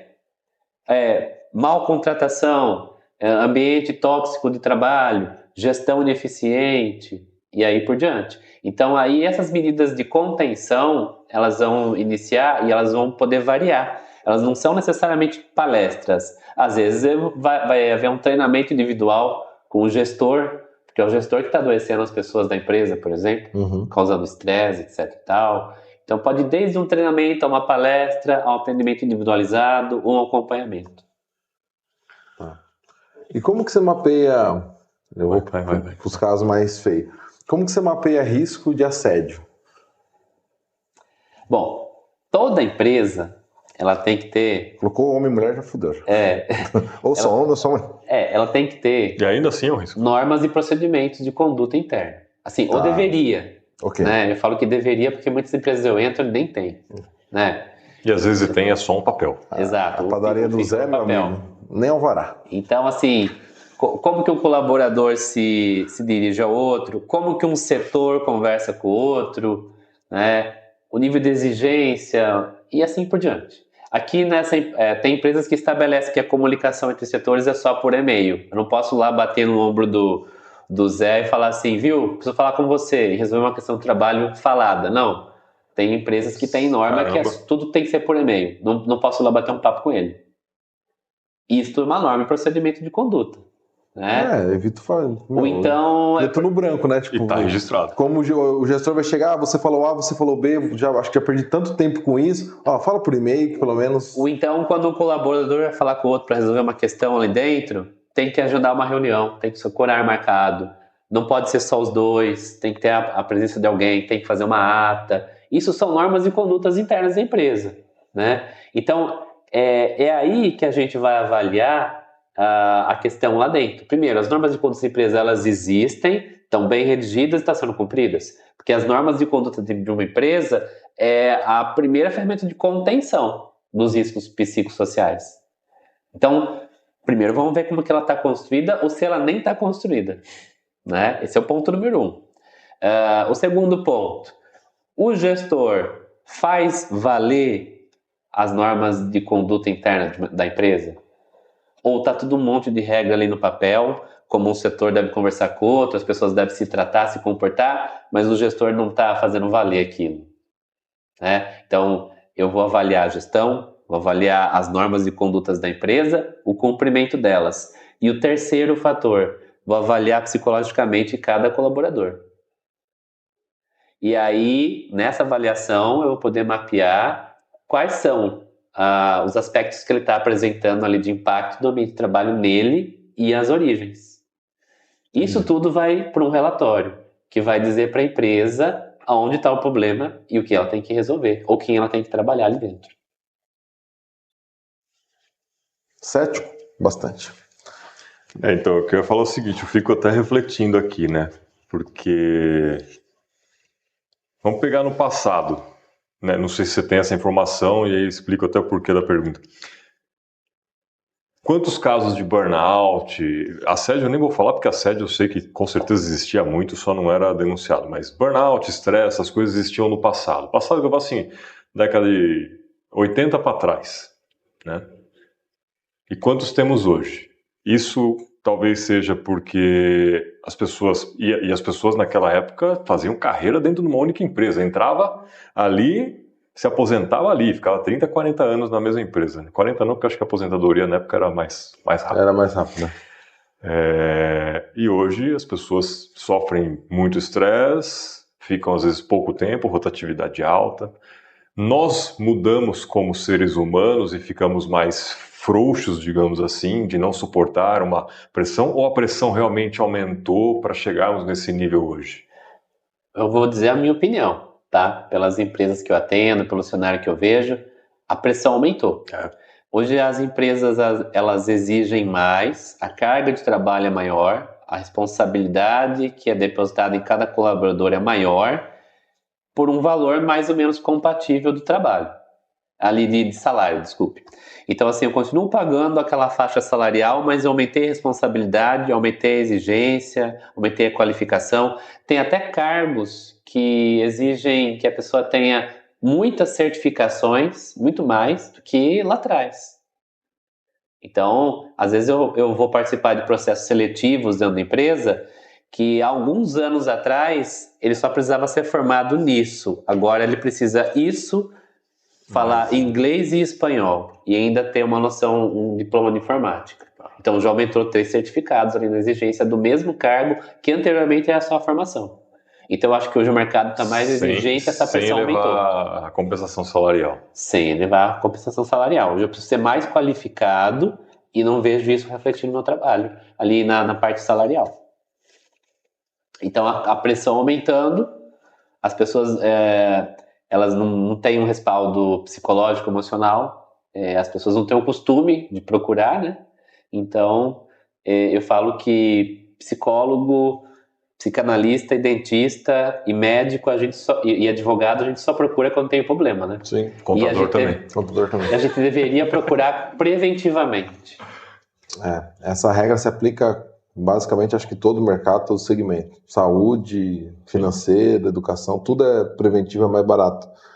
Mas não é o que acontece. As pessoas já trazem um problema instalado. Né? Você chega lá, doutor, como que eu faço para pagar menos imposto? Em março. Aí, era estourou, janeiro, né? A sua opção era janeiro, meu amigo. Já estourou. Esse ano você vai pagar mais imposto. Mas é complexo, né? Todo esse... Assim, o que eu acho dessa NRU? Eu acho a iniciativa boa, né? Porque cada vez mais eu vejo as pessoas adoecerem no ambiente de trabalho, mas não só, também no ambiente fora do ambiente de trabalho. Acho que a questão emocional ela ganhou força, as pessoas olharam mais para ela depois da pandemia, mas ainda a gente não tem políticas voltadas de uma forma eficiente para ela, né? Porque foi na pandemia que as pessoas passaram a se importar com depressão, com estresse, com ansiedade, isso ficou mais evidente. E, na minha opinião, as pessoas deviam olhar mais para isso preventivamente. Então, acho que essa NR1, eu sou a favor dela. Eu não acho que da maneira que ela foi redigida, ela vai funcionar, ela vai ser efetiva, porque ela vai funcionar só por denúncia ou por fato ocorrido. Vai ser uma ferramenta a mais para o empregado. Mas eu acho assim, já é alguma coisa melhor do que não existir uma política dessa para as empresas. Acho que as empresas têm que começar a olhar para isso também. Vai ser uma disseminação de informação, né? Tipo, as grandes empresas vão ter que treinar seus técnicos de segurança, isso vai entrar na grade curricular desses cursos, nas CIPAs da vida de grandes empresas vai ter essa informação, e a pessoa que sofrer esse estresse, esse assédio psicossocial também, ela vai saber que existe uma ferramenta de denúncia, né? É aquilo que a gente fala, né, Cleitão? Para as grandes e médias empresas, funciona. Para o pequeno, cara, porque é muito difícil. Só se ele chegar um colaborador com raiva do empregador, que fica sabendo dessa lei e falar, eu vou fazer uma denúncia. Né? Aí... Não, e não falo nem só para isso, mas para pequena empresa pensar nesse tipo de situação, cara, é ele mais dois, maluco trabalhando, não tem dinheiro para pagar um consultor, pesquisar a informação disso, a maioria é isso, é a realidade, cara. É que também a gente está levando talvez para o lado... Dificulta, né? Tô pensando que talvez eu Mas a lei, ela não obriga você a contratar um profissional e nem procurar um profissional para isso. A lei, ela te dá a liberdade de você, como empresa de pequeno porte, por exemplo, de você fazer alguma coisa nesse sentido. Olha, eu não pude contratar um profissional, mas eu tentei avaliar aqui. Eu fiz um questionário com os meus funcionários para ver como eles se sentiam que o ambiente era saudável, não é saudável, etc e tal. E levei os funcionários numa palestra sobre inteligência emocional ali e tal, para tentar fazer alguma coisa por eles. Legal. A lei, ela incentiva que você tenha qualquer iniciativa. Tá? Claro, uma iniciativa pode não ser eficiente, tá? Mas a lei, ela indica que se você tiver qualquer iniciativa... Você está se preocupando com aquilo. Você já está enquadrado no que a lei está pedindo. É qualquer iniciativa. Se você não tem capital para ter uma consultoria... Que é muito genérico também, né? Sim. Tipo de lei. Eu entendo que se qualquer iniciativa também não vai, às vezes, ser eficiente. Né? Eu tô curioso. É que realmente eu vejo por esse lado, assim, de disseminar informação. Então, eu como contador, o cara vai contratar um funcionário, eu vou falar para ele, olha, então, você não pode xingar teu funcionário. É uma orientação que é óbvio, né? Você não deveria falar isso, mas o óbvio precisa ser dito. Então, agora tem uma lei aqui que se o cara te denunciar, e esse medo é o que vai assustando as pessoas para se preocuparem minimamente. Na verdade, eu acho que para o cara montar uma empresa, ele tinha que se informar um pouco de como ser um bom gestor. Começa por aí. Né? Eu acho que essa norma não precisava dizer isso. Se ele buscasse conhecimento para gerir, o problema é que as pessoas vão gerir um negócio sem conhecimento ou sem preparo. Eu tive uma ideia, vou abrir um negócio. E pronto. Eu já vi acho que alguém passou aqui e falou isso, sobre que deveria ter você não poderia abrir um CNPJ sem alguns cursos prévios, né? Porra, faz total sentido na minha cabeça, mas eu não sei até onde eu quero o Estado regulando isso. Uma arma. E assim, muita gente fala, mas aí a pessoa tem que ter capital para isso. Que nada, a Sebrae tem um monte de curso bom, gratuito, para a pessoa ter uma boa noção de gestão. Hoje eu, assim, dentro de um cara me procura, eu quero abrir um negócio, eu falo, cara... Vai no Sebrae. Maratona no Sebrae, os gratuitos não precisa pagar nada. Depois você vem conversar comigo. Só faz tudo que tem de graça no Sebrae, de palestra, de curso. A CIP também oferece muita coisa de graça, muitos eventos. Faz um intensivão aí de pelo menos uns 6 meses estudando, 1 ano, aí depois a gente conversa. Até um amigo meu que é empregado, tem muito tempo de casa, ele falando que queria sair, foi... e ele perguntou, qual faculdade, alguma coisa assim. Eu falei, não, você já é formado em administração, você tem uma base. Agora vai pro Sebrae lá e maratona. Até porque tem um detalhe, né? Você vai abrir um negócio, você precisa no mínimo entender da gestão do negócio. Sim. Você tem que formar preço, Não é vendas, só ter uma ideia boa, né? Só que depois você vai ter pessoas. Sim. E aí você tem que aprender a gerir pessoas. Essa é a parte mais difícil do negócio. Talvez essa seja a recomendação. Se você aprender a lidar com pessoas... Porque o negócio é matemática, é número. Se você aprender educação financeira e lidar com pessoas, sucesso Garantido. É aí que a minha empresa entra. Com proatividade, obviamente. É aí que a minha empresa entra, né? Porque cada vez mais eu me especializo e trago ali um portfólio para ajudar o dono da empresa a lidar com a sua empresa. Então eu tenho duas pontas, né? Eu trabalho o indivíduo, mas eu também trabalho a empresa que quer aprender a lidar melhor ou resolver questões ali com cada um dos indivíduos da sua empresa. Com as pessoas. Com as pessoas. Vou fazer uma pergunta para você. Dr. House, quem gosta de House, diz todo episódio que todo mundo mente. E você faz um processo como psicanalista, com os testes de vocação, que você exige a resposta. Você capta a mentira? Sim. Polígrafo humano? O que eu imagino, assim, o que deve ter de pessoas que falam assim, eu não gosto disso, mas se eu responder isso, ele vai achar que eu quero isso. Mas eu quero que ele ache que eu quero isso. E o cara vai mentindo no teste ali. Não faz o menor sentido você pagar uma consulta para você ficar mentindo pro profissional. Sim. Mas você deve receber pessoas assim. Você está mentindo para si mas mesmo. Se a empresa está contratando ele, o cara passa por teste, o cara pode querer mentir para se proteger. O funcionário está ali e fala, não, eu sei que eu sou... Sim, mas tem a avaliação do analista ali, consegue pegar mentira, né? Inclusive, bastante. Para você ter uma noção, a maioria dos candidatos que eu faço avaliação para a empresa contratar, eles não são aprovados. Eles mentem na entrevista. Não, eu posso dizer que numa estatística, a cada 4 candidatos que eu faço uma avaliação, 2 estão mentindo, 50%. Caramba. E assim, e é sempre assim, a empresa me manda falar assim, olha, este cara aqui é excelente, entrevistei, ele é comunicativo, ele é isso, ele é isso, ele é isso, ele é isso, o nosso entrevistador lá do RH anotou todas essas características aqui dele e tal, mas faça a sua avaliação. Aí vai lá. Oposto. Porque é muito fácil você, se você tem uma boa dose de comunicação, de persuasão, você se mostrar com algumas características que você não tem, né? E aí as avaliações psicológicas são capazes de pegar essas mentiras meio que ali falseadas e a gente consegue ver que a pessoa está fingindo. Óbvio que a gente não fala, né? Sabe que... Para a pessoa, mas para o contratante. Para o contratante, você sim. sabe que isso é um problema. Eu não sei se... Eu queria conversar com alguém... Você mentiu no seu teste? Não. Porra, eu tô gastando uma grana. Eu falei, cara, eu quero saber, é verdade. Ele mentiu no teste dele? Não. Se eu mentir, não menti porque ele também teria me dito. Por que você tá mentindo pra mim? Ele é uma pessoa que não mente pra si mesmo, né? Porque se ele me contratou e falou mentir, tá mentindo pra ele. E tipo, aí eu falo, cara, não, eu quero resolver. Eu fiz essa cagada aqui, tô certo ou errado? O que você acha? Mas eu fico curioso para saber como que os outros países lidam com isso, porque o brasileiro ele tem uma dificuldade monstruosa, e quando eu digo brasileiro, estou dizendo eu tenho essa dificuldade de ser honesto de forma... Não estou falando nem de forma agressiva, mas não é nem incisiva, só ser honesto. Tipo, não gosto de você, parece que você está mentindo para mim, cara. Olha, o Brasil tem uma dificuldade muito grande disso. Falando um pouquinho de comportamento humano, assim, eu não gosto da palavra mentira. Vamos trocar ela para um termo assim mais mais psicanalítico, né?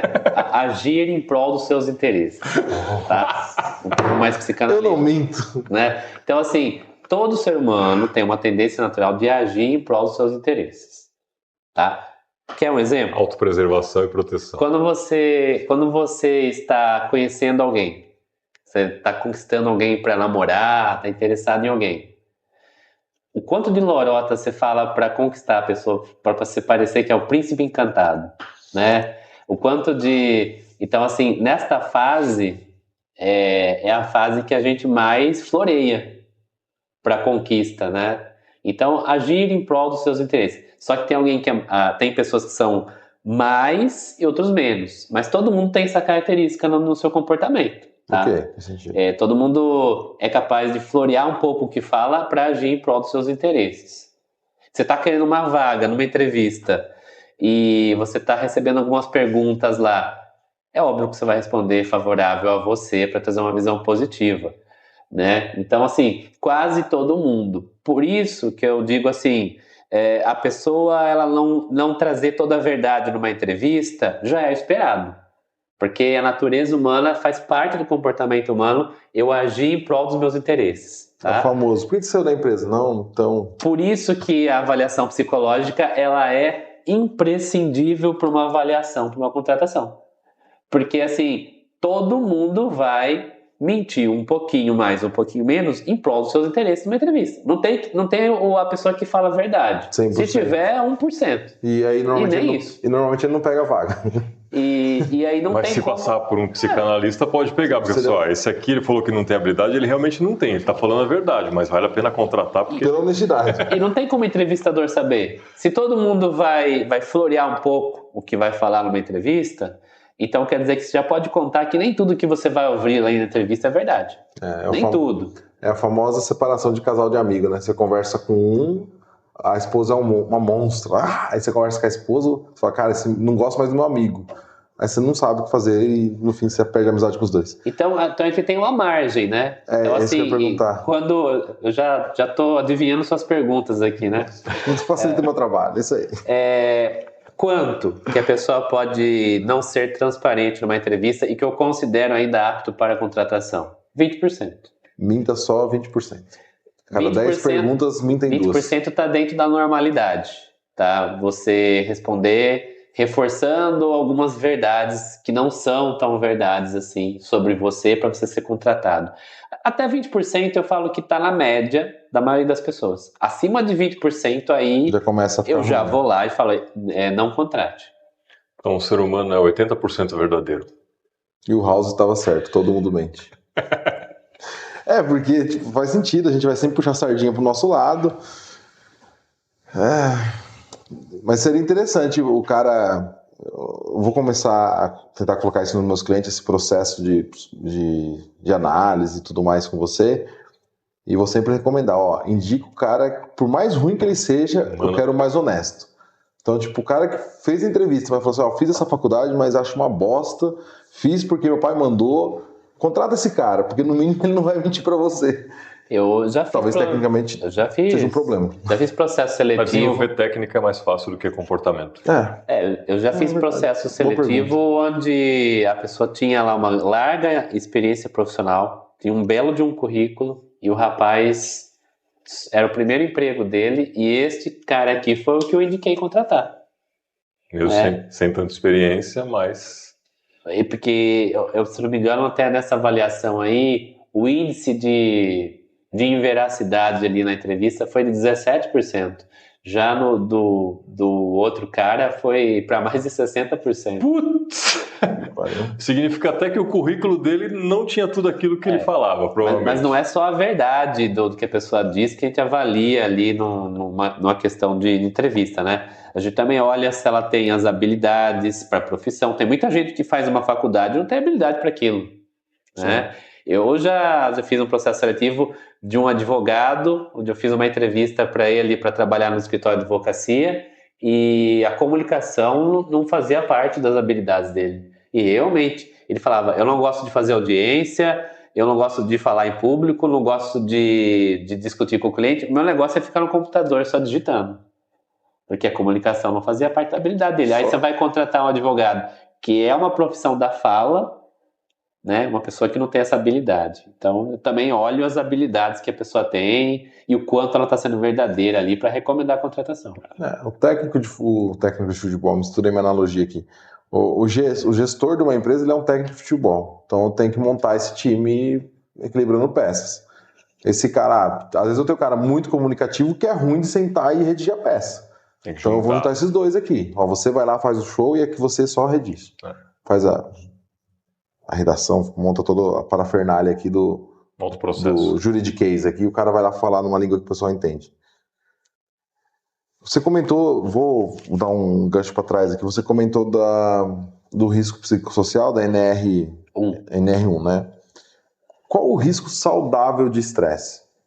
Porque zerar é impossível, né? Como que eu faço essa... Primeiro, equilíbrio. Primeiro, existe no processo, né, de avaliação para contratar uma pessoa, além de olhar o quanto ela está sendo verdadeira, além de olhar as habilidades que realmente ela tem para aquela função, olhar o estado emocional dela. Por isso que eu incluo no meu processo seletivo, ali quando uma empresa me contrata, um laudo psicológico. O laudo psicológico é uma avaliação psicológica e emocional da pessoa. Então, vamos lá. Se eu coloco uma pessoa, se eu estou contratando uma pessoa que está sendo extremamente sincera na entrevista, que tem as habilidades corretas para a função, mas tem índice alto de depressão, a tolerância dela para pressão no ambiente de trabalho, para conflito, é baixa. Essa pessoa ela vai desequilibrar rapidamente. Se ela entrar para um setor trabalhar, onde ela já traz uma questão psicológica instalada nela, ela é depressiva, mas tecnicamente ela é perfeita, ela tem as habilidades para a função e ok. Né? Essa pessoa não vai aguentar pressão, não vai aguentar ambiente de trabalho, ela vai adoecer lá. Então, essa questão não é só o que é saudável no ambiente de trabalho, é também medir a capacidade emocional das pessoas para estar naquele ambiente de trabalho. Então, um ambiente saudável é um ambiente que tem baixo conflito, que tem um alto grau de empatia, um alto grau de cordialidade, de planejamento e que as pessoas respeitam as normas internas de como é que funciona a logística da empresa. Tá? Eu vou olhar para isso. Mas eu também tenho que colocar pessoas lá que emocionalmente estão bem, porque a gente sabe que o ambiente de trabalho também tem pressão, exigência, prazo curto, conflitos, né, para serem resolvidos. E a pessoa ela não pode trazer questões dela que vão deixar ela com baixa tolerância para esse ambiente, para esse cenário.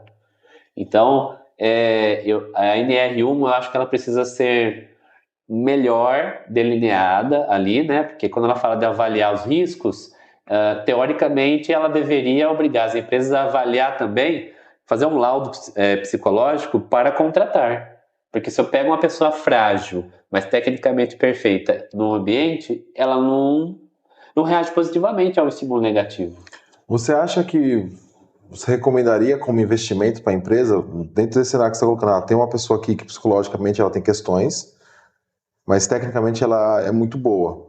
Você chegaria a dizer assim, olha, cara, contrata ela e inclui no hall de benefício o acompanhamento psicológico? Se ela for tecnicamente muito valiosa para a empresa, sim. Mas aí ela tem que, daí a condição da contratação dela é ela fazer um acompanhamento. E a empresa pode exigir esse tipo de coisa? Não pode exigir. Mas ela pode dizer, olha, não aprovamos, já teve um caso assim, eu participei, nós não vamos aprovar você e vamos abrir para você aqui a informação, por causa que o seu laudo psicológico deu negativo. Mas se você quiser buscar uma ajuda profissional, tecnicamente você é o melhor candidato. Não é uma exigência da empresa, é um conselho. A gente pode reavaliar, pensar em te contratar se você tiver sobre acompanhamento profissional. Você tem interesse? Tem. Ah, bacana. Legal. Então procura a gente, daqui a um tempo a gente vai reavaliar você e aí pode ser interessante para a empresa te contratar. Não fica uma exigência para contratar, mas a empresa, se quiser, pode abrir essa informação. Esse abrir a informação, putz, eu duro que no Brasil, cara, a chance de tomar um processo trabalhista por discriminação, porque você identificou no laudo e você constrangeu a pessoa, é um absurdo. 99% das vezes a empresa não vai contratar, vai ficar quieta. Porque esse é um problema. Risco, né? Esse é um problema que o Brasil... É por isso que eu tenho curiosidade de conversar com pessoas de fora para entender como que é o feedback. Porque eu, como pessoa, como ser humano, eu prefiro um feedback honesto dizendo, olha, a gente não está te contratando porque você tem aqui um grau, assim, você não passou no teste psicológico, por esse e esse motivo a gente indica esses profissionais para você. Eu vou ficar chateado, mas a pessoa me apresentou um direcionamento. Uma solução. Do que eu fazer mais 10 entrevistas e ninguém me falar o porquê que eu não tô passando na porcaria das entrevistas. E ficar deprimido. Só que no Brasil dá medo de você dar esse feedback e o cara te processar. Eu não sei como é fora do país, fico curioso. Eu tenho clientes que eu atendo hoje que eles têm depressão. Então, veja só, que curioso. Ele entrou numa empresa e foi contratado, e a empresa não fez um laudo psicológico para contratar. Só que a depressão dele levou a ele ter muitos problemas relacionais ali dentro. E quando ele sofria pressão, ele tinha surtos. Aí ele pediu um afastamento do INSS, se afastou, voltou várias vezes, foi demitido, foi desligado. Aí ele foi para uma segunda empresa que não avaliou também se ele tinha alguma questão psicológica e não identificou a depressão nele. Ele teve vários problemas internos ali na empresa, também se afastou várias vezes, foi demitido. Aí na terceira empresa que ele foi, ele fez um laudo psicológico para ser contratado e lá deu alto grau de depressão. Aí falaram, o senhor faz um acompanhamento para sua depressão? Não faço. Olha, essa empresa abriu para ele.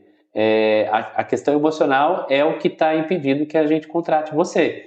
Seria importantíssimo você fazer um acompanhamento, porque isto retira de você algumas habilidades sociais que é importante para a função.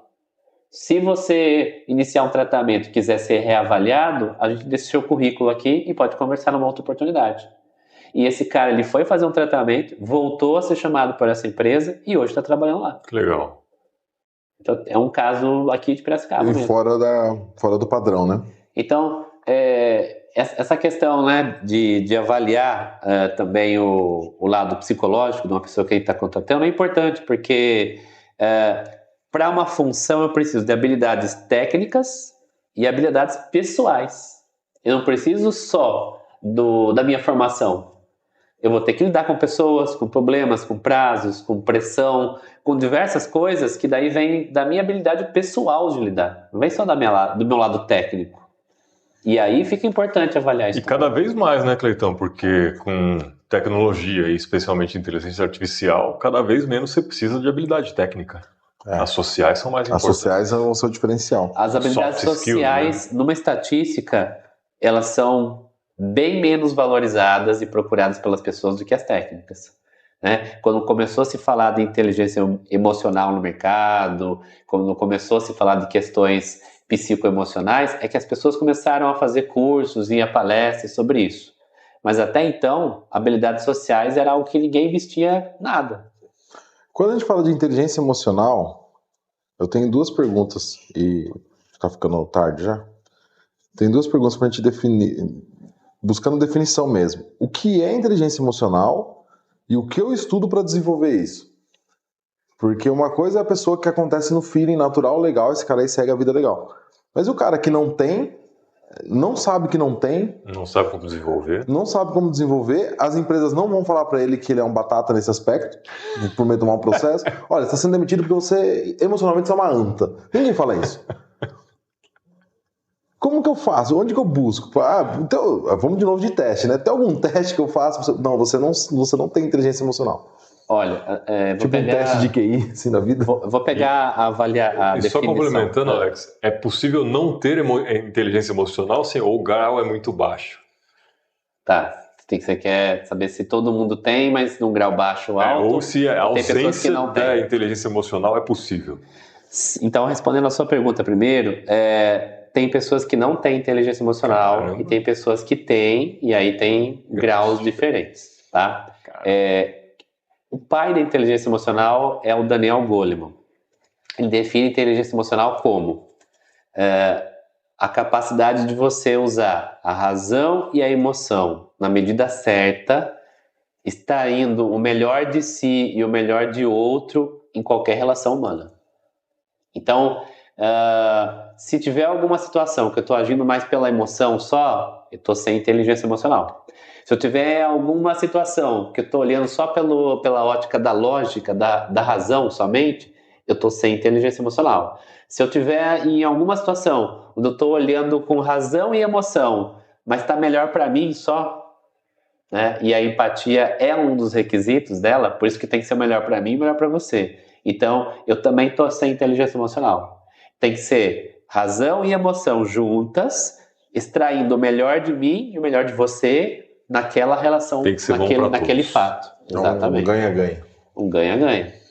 Então, essa habilidade é possível mapear, sim. Tem testes. Hoje você encontra até livros que ajudam você a se autoavaliar sobre isso, né? Até o próprio livro do Daniel Goleman, que o nome do livro é Inteligência Emocional. Ele explica sobre o que é e como você pode perceber se você tem, não tem, te dá muita informação a respeito. Tá? É um livro bem técnico sobre isso. Mas assim, vamos lá. Eu fiz uma avaliação, um teste, comprei o livro, refleti, eu acho que eu não tenho. É possível desenvolver? É possível desenvolver em qualquer fase da minha vida, né? Então eu vou avaliar. Eu sou uma pessoa predominantemente racional, legal. Então eu tenho que desenvolver mais lado emocional. Eu sou uma pessoa muito impulsiva, muito emocional, então eu tenho que desenvolver mais a minha racionalidade, a minha lógica nas situações. Então, aí existem diversas metodologias, tem processos de coaching que trabalham isso, tem metodologias dentro da análise mesmo, psicoterapêuticas, aí você vai escolher o caminho que você quiser, mas você vai desenvolver o contraponto seu que é menor e depois essa parte da relação interpessoal. Isso é muito bom para o meio corporativo. Eu não tenho inteligência emocional. Isso é muito bom para meio corporativo, relacionamento. Não, porque eu já fiz essa reflexão. Eu tenho uma dificuldade com empatia. Muito grande. Muito grande. Eu tenho consciência disso. Isso é bom. O primeiro passo para um drogado se curar é reconhecer o vício. Começa pela consciência, né? Consciência. Se tem uma coisa que eu entendi é que esse negócio da consciência é importante. Sim. Mas eu fico pensando porque você vai falando, né? E isso é conectado com vocação, tá? Tem pessoas que no seu rol de habilidades ali, que vai definir o caminho profissional dela, vai mostrar habilidades que são mais individuais. E tem pessoas que vão mostrar mais habilidades sociais. Então, por exemplo, para mim ser uma assistente social, por exemplo, eu tenho que ter um alto grau de inteligência emocional. Imagino que sim mesmo. Agora, para mim trabalhar num cartório só organizando documentos e arquivo, eu tenho que ter um baixo grau de inteligência emocional. Por quê? Vou lidar só comigo ali, numa sala fechada, só arquivando coisa o dia inteiro. Vai ficar em depressão se tiver um social alto. Então eu tenho que avaliar a inteligência emocional no processo vocacional da pessoa e determinar o grau que é suficiente para aquela função que ela vai desempenhar. Tem funções que são extremamente interativas e demandam uma inteligência emocional muito maior do que outras. Esse processo também faz parte do trabalho que você realiza? Faz parte. Dentro do processo vocacional, eu vou avaliar você psicologicamente, vou avaliar sua inteligência emocional e vou avaliar suas aptidões. Legal. Completo. Por isso que eu acho que é um custo bem barato até pelo que eu ofereço no mercado. Então, um preço justo, eu acho que vale o investimento, com certeza. Porque só de evitar um turnover, você já está no lucro. Tá no lucro. E se você monta um time assim, e se você for analisar, o pequeno tinha que ter mais atenção nisso, porque é ele que toma o maior prejuízo. Ele não pode começar uma empresa, tipo, normalmente a empresa, quando eu falo de pequeno, eu tô falando do meio que está crescendo, vai contratar o primeiro. Não, aí eu não tenho esse conhecimento, não tenho essa informação. Ele sai do MEI, né? Vai vir no ME. Exatamente. E vou começar a montar a equipe. Aí eu contrato o primeiro errado. Mas aí, agora, para mandar embora, eu não tenho dinheiro na mão. E é o primo. É o tio do irmão. Ferrou. E aí eu não mando aquele cara embora e vou fomentando ele ali. A empresa não cresce. Cara... Não cresce como poderia. O mercado tem espaço. Porque tem uma galera com um time ruim funcionando que eu me surpreendi. Tem. Aí o cara tá lá com um cara... Se ruim tá assim, imagina se tivesse bom. Se tivesse 2 caras bons, você já tava voando. Já tinha quebrado o resto dos concorrentes, saiu tudo. Aí ele, mesmo assim ele cresce, mas é pelo esforço individual do cara que tá à frente. Aí ele vai contratar o segundo. Também no achismo, no achômetro, na indicação. Aí já tem um cara lá que já tá drenando, já acha a empresa uma bosta. Põe o segundo junto. Aí põe o terceiro. Aí você vai para empresas assim, eu imagino que nesses processos você chega em empresas que, tipo, sei lá, 60% da empresa não gosta de trabalhar na empresa. Que merda! Mas a empresa tá rodando. Uhum. Assim. Aí chega o Elon Musk e manda 80% da galera embora. Vou só compartilhar uma informação aqui que eu achei muito curiosa. Não sei se vocês viram isso na Amazon. Tinha um processo manual dentro da Amazon, não sei se não é atual. Desde que fundou. Mas era um processo extremamente manual, extremamente cansativo. E E era um negócio, tipo, a esteira, com os negócios, a pessoa tinha que pegar a caixa, atravessar um espaço, andar, e gerava toda uma questão. Aí começou a ter um monte de reclamação, não sei o que, não sei o que. Denunciaram a Amazon, chamaram o Jeff Bezos, tipo, no tribunal, e confrontaram ele, apresentaram todos os dados. Ele olhou e falou, realmente, isso é desumano. Mandou todo mundo embora e colocou o robô pra fazer. Eu achei muito surreal. Ele falou, concordo, é muito ruim. Eu vou demitir vocês, pagar os seus direitos e vou pôr o robô. Com a tecnologia, isso pode acontecer facilmente, né? E aí, tipo, o cara, imagina o cara. Deram um tiro na própria cabeça. Então, né? É complexo, né? É foda. Agora, dentro desse contexto que você estava falando aí, um grande problema, quando eu atendo, são empresas familiares. Isso... Porque aí eu contrato, não porque a pessoa tem aptidão, mas porque é o primo, é a esposa. Eu vou trazer minha esposa de secretária aqui na minha empresa, vou botar meu primo ali para ajudar aqui no arquivo. O pai que traz o filho. E você vai agregando a família. Aí é muito complicado. Porque quando você tem daí os conflitos instalados na empresa, os resultados ruins, como que você vai desligar a sua esposa da empresa? Em casa você vai ficar ruim com ela, né? Como que você vai demitir o seu primo? Eu vou dar uma dica. E depois você vai encontrar com ele no aniversário. No churrasco. Eu vou dar uma dica para você. Você tem uma empresa familiar e precisa demitir algum parente, você fala que está preocupado com a saúde emocional dele, contrata o Alex, aí quando ele vai fazer o processo, o cara vai identificar que não está no lugar certo e ele vai pedir demissão. Olha o xadrez 4D que é o Brasil. Eu sou um ninja, fui cancelado. Mas empresa familiar é complexo. O corte vai ser, Luquinha, como demitir sua esposa? O meu familiar é complexo mesmo, porque ele tem até uma E máxima. a maioria? A grande maioria. As empresas brasileiras formadas por famílias. As pequenas empresas começam ali, né? Com todas familiares, com um amigo, né? Eu não tô nem aí se ele tem habilidade para isso. Tava precisando ali de uma oportunidade, eu dei, né? Tô até pensando que minha esposa falou, não, eu vou te ajudar na empresa, eu acho que eu vou cancelar já. Cancela a ideia. Fê, a gente já tomou isso, mais, né? do que a gente combinou. 115 minutos aqui já. Já gastamos a voz do Alex. Já gastamos o resto de voz do Alex. O estoque, né? Estoque. Quer mais uma aguinha? Não, tá à vontade. É isso? Tem mais alguma coisa? Não, eu acho que... Aprendeu bastante hoje? Agora é só fechar um contrato ali com ele. E já colocar todo mundo no processo. Lex, muito obrigado, Alex. Quer deixar um último recado para quem está nos acompanhando? Deixo. Gostaria que seguissem minha rede social, né? Até para fazer perguntas, dúvidas, para fazer uma avaliação, né? Eu quero saber como funciona a sua avaliação vocacional, ou como funciona o trabalho para a empresa. Então, @holosis.consultoria lá no Instagram, tá? E nosso telefone 93-516-33, só chamar a gente lá no WhatsApp. Tá aqui na descrição do vídeo também, pessoal. Procure o Alex, eu recomendo. Muito obrigado pelo convite. Café Govone. Café Govone. VF Móveis, ambientes corporativos. Com logo novo, nova identidade visual, fazendo um brand aí diferenciado. Isso aí. Naju Mídia para o seu marketing. E storytelling é com a Sabrina Scarpari. E passa lá na Atenas para fazer o seu exercício diário. Corpo, mente e... Espírito.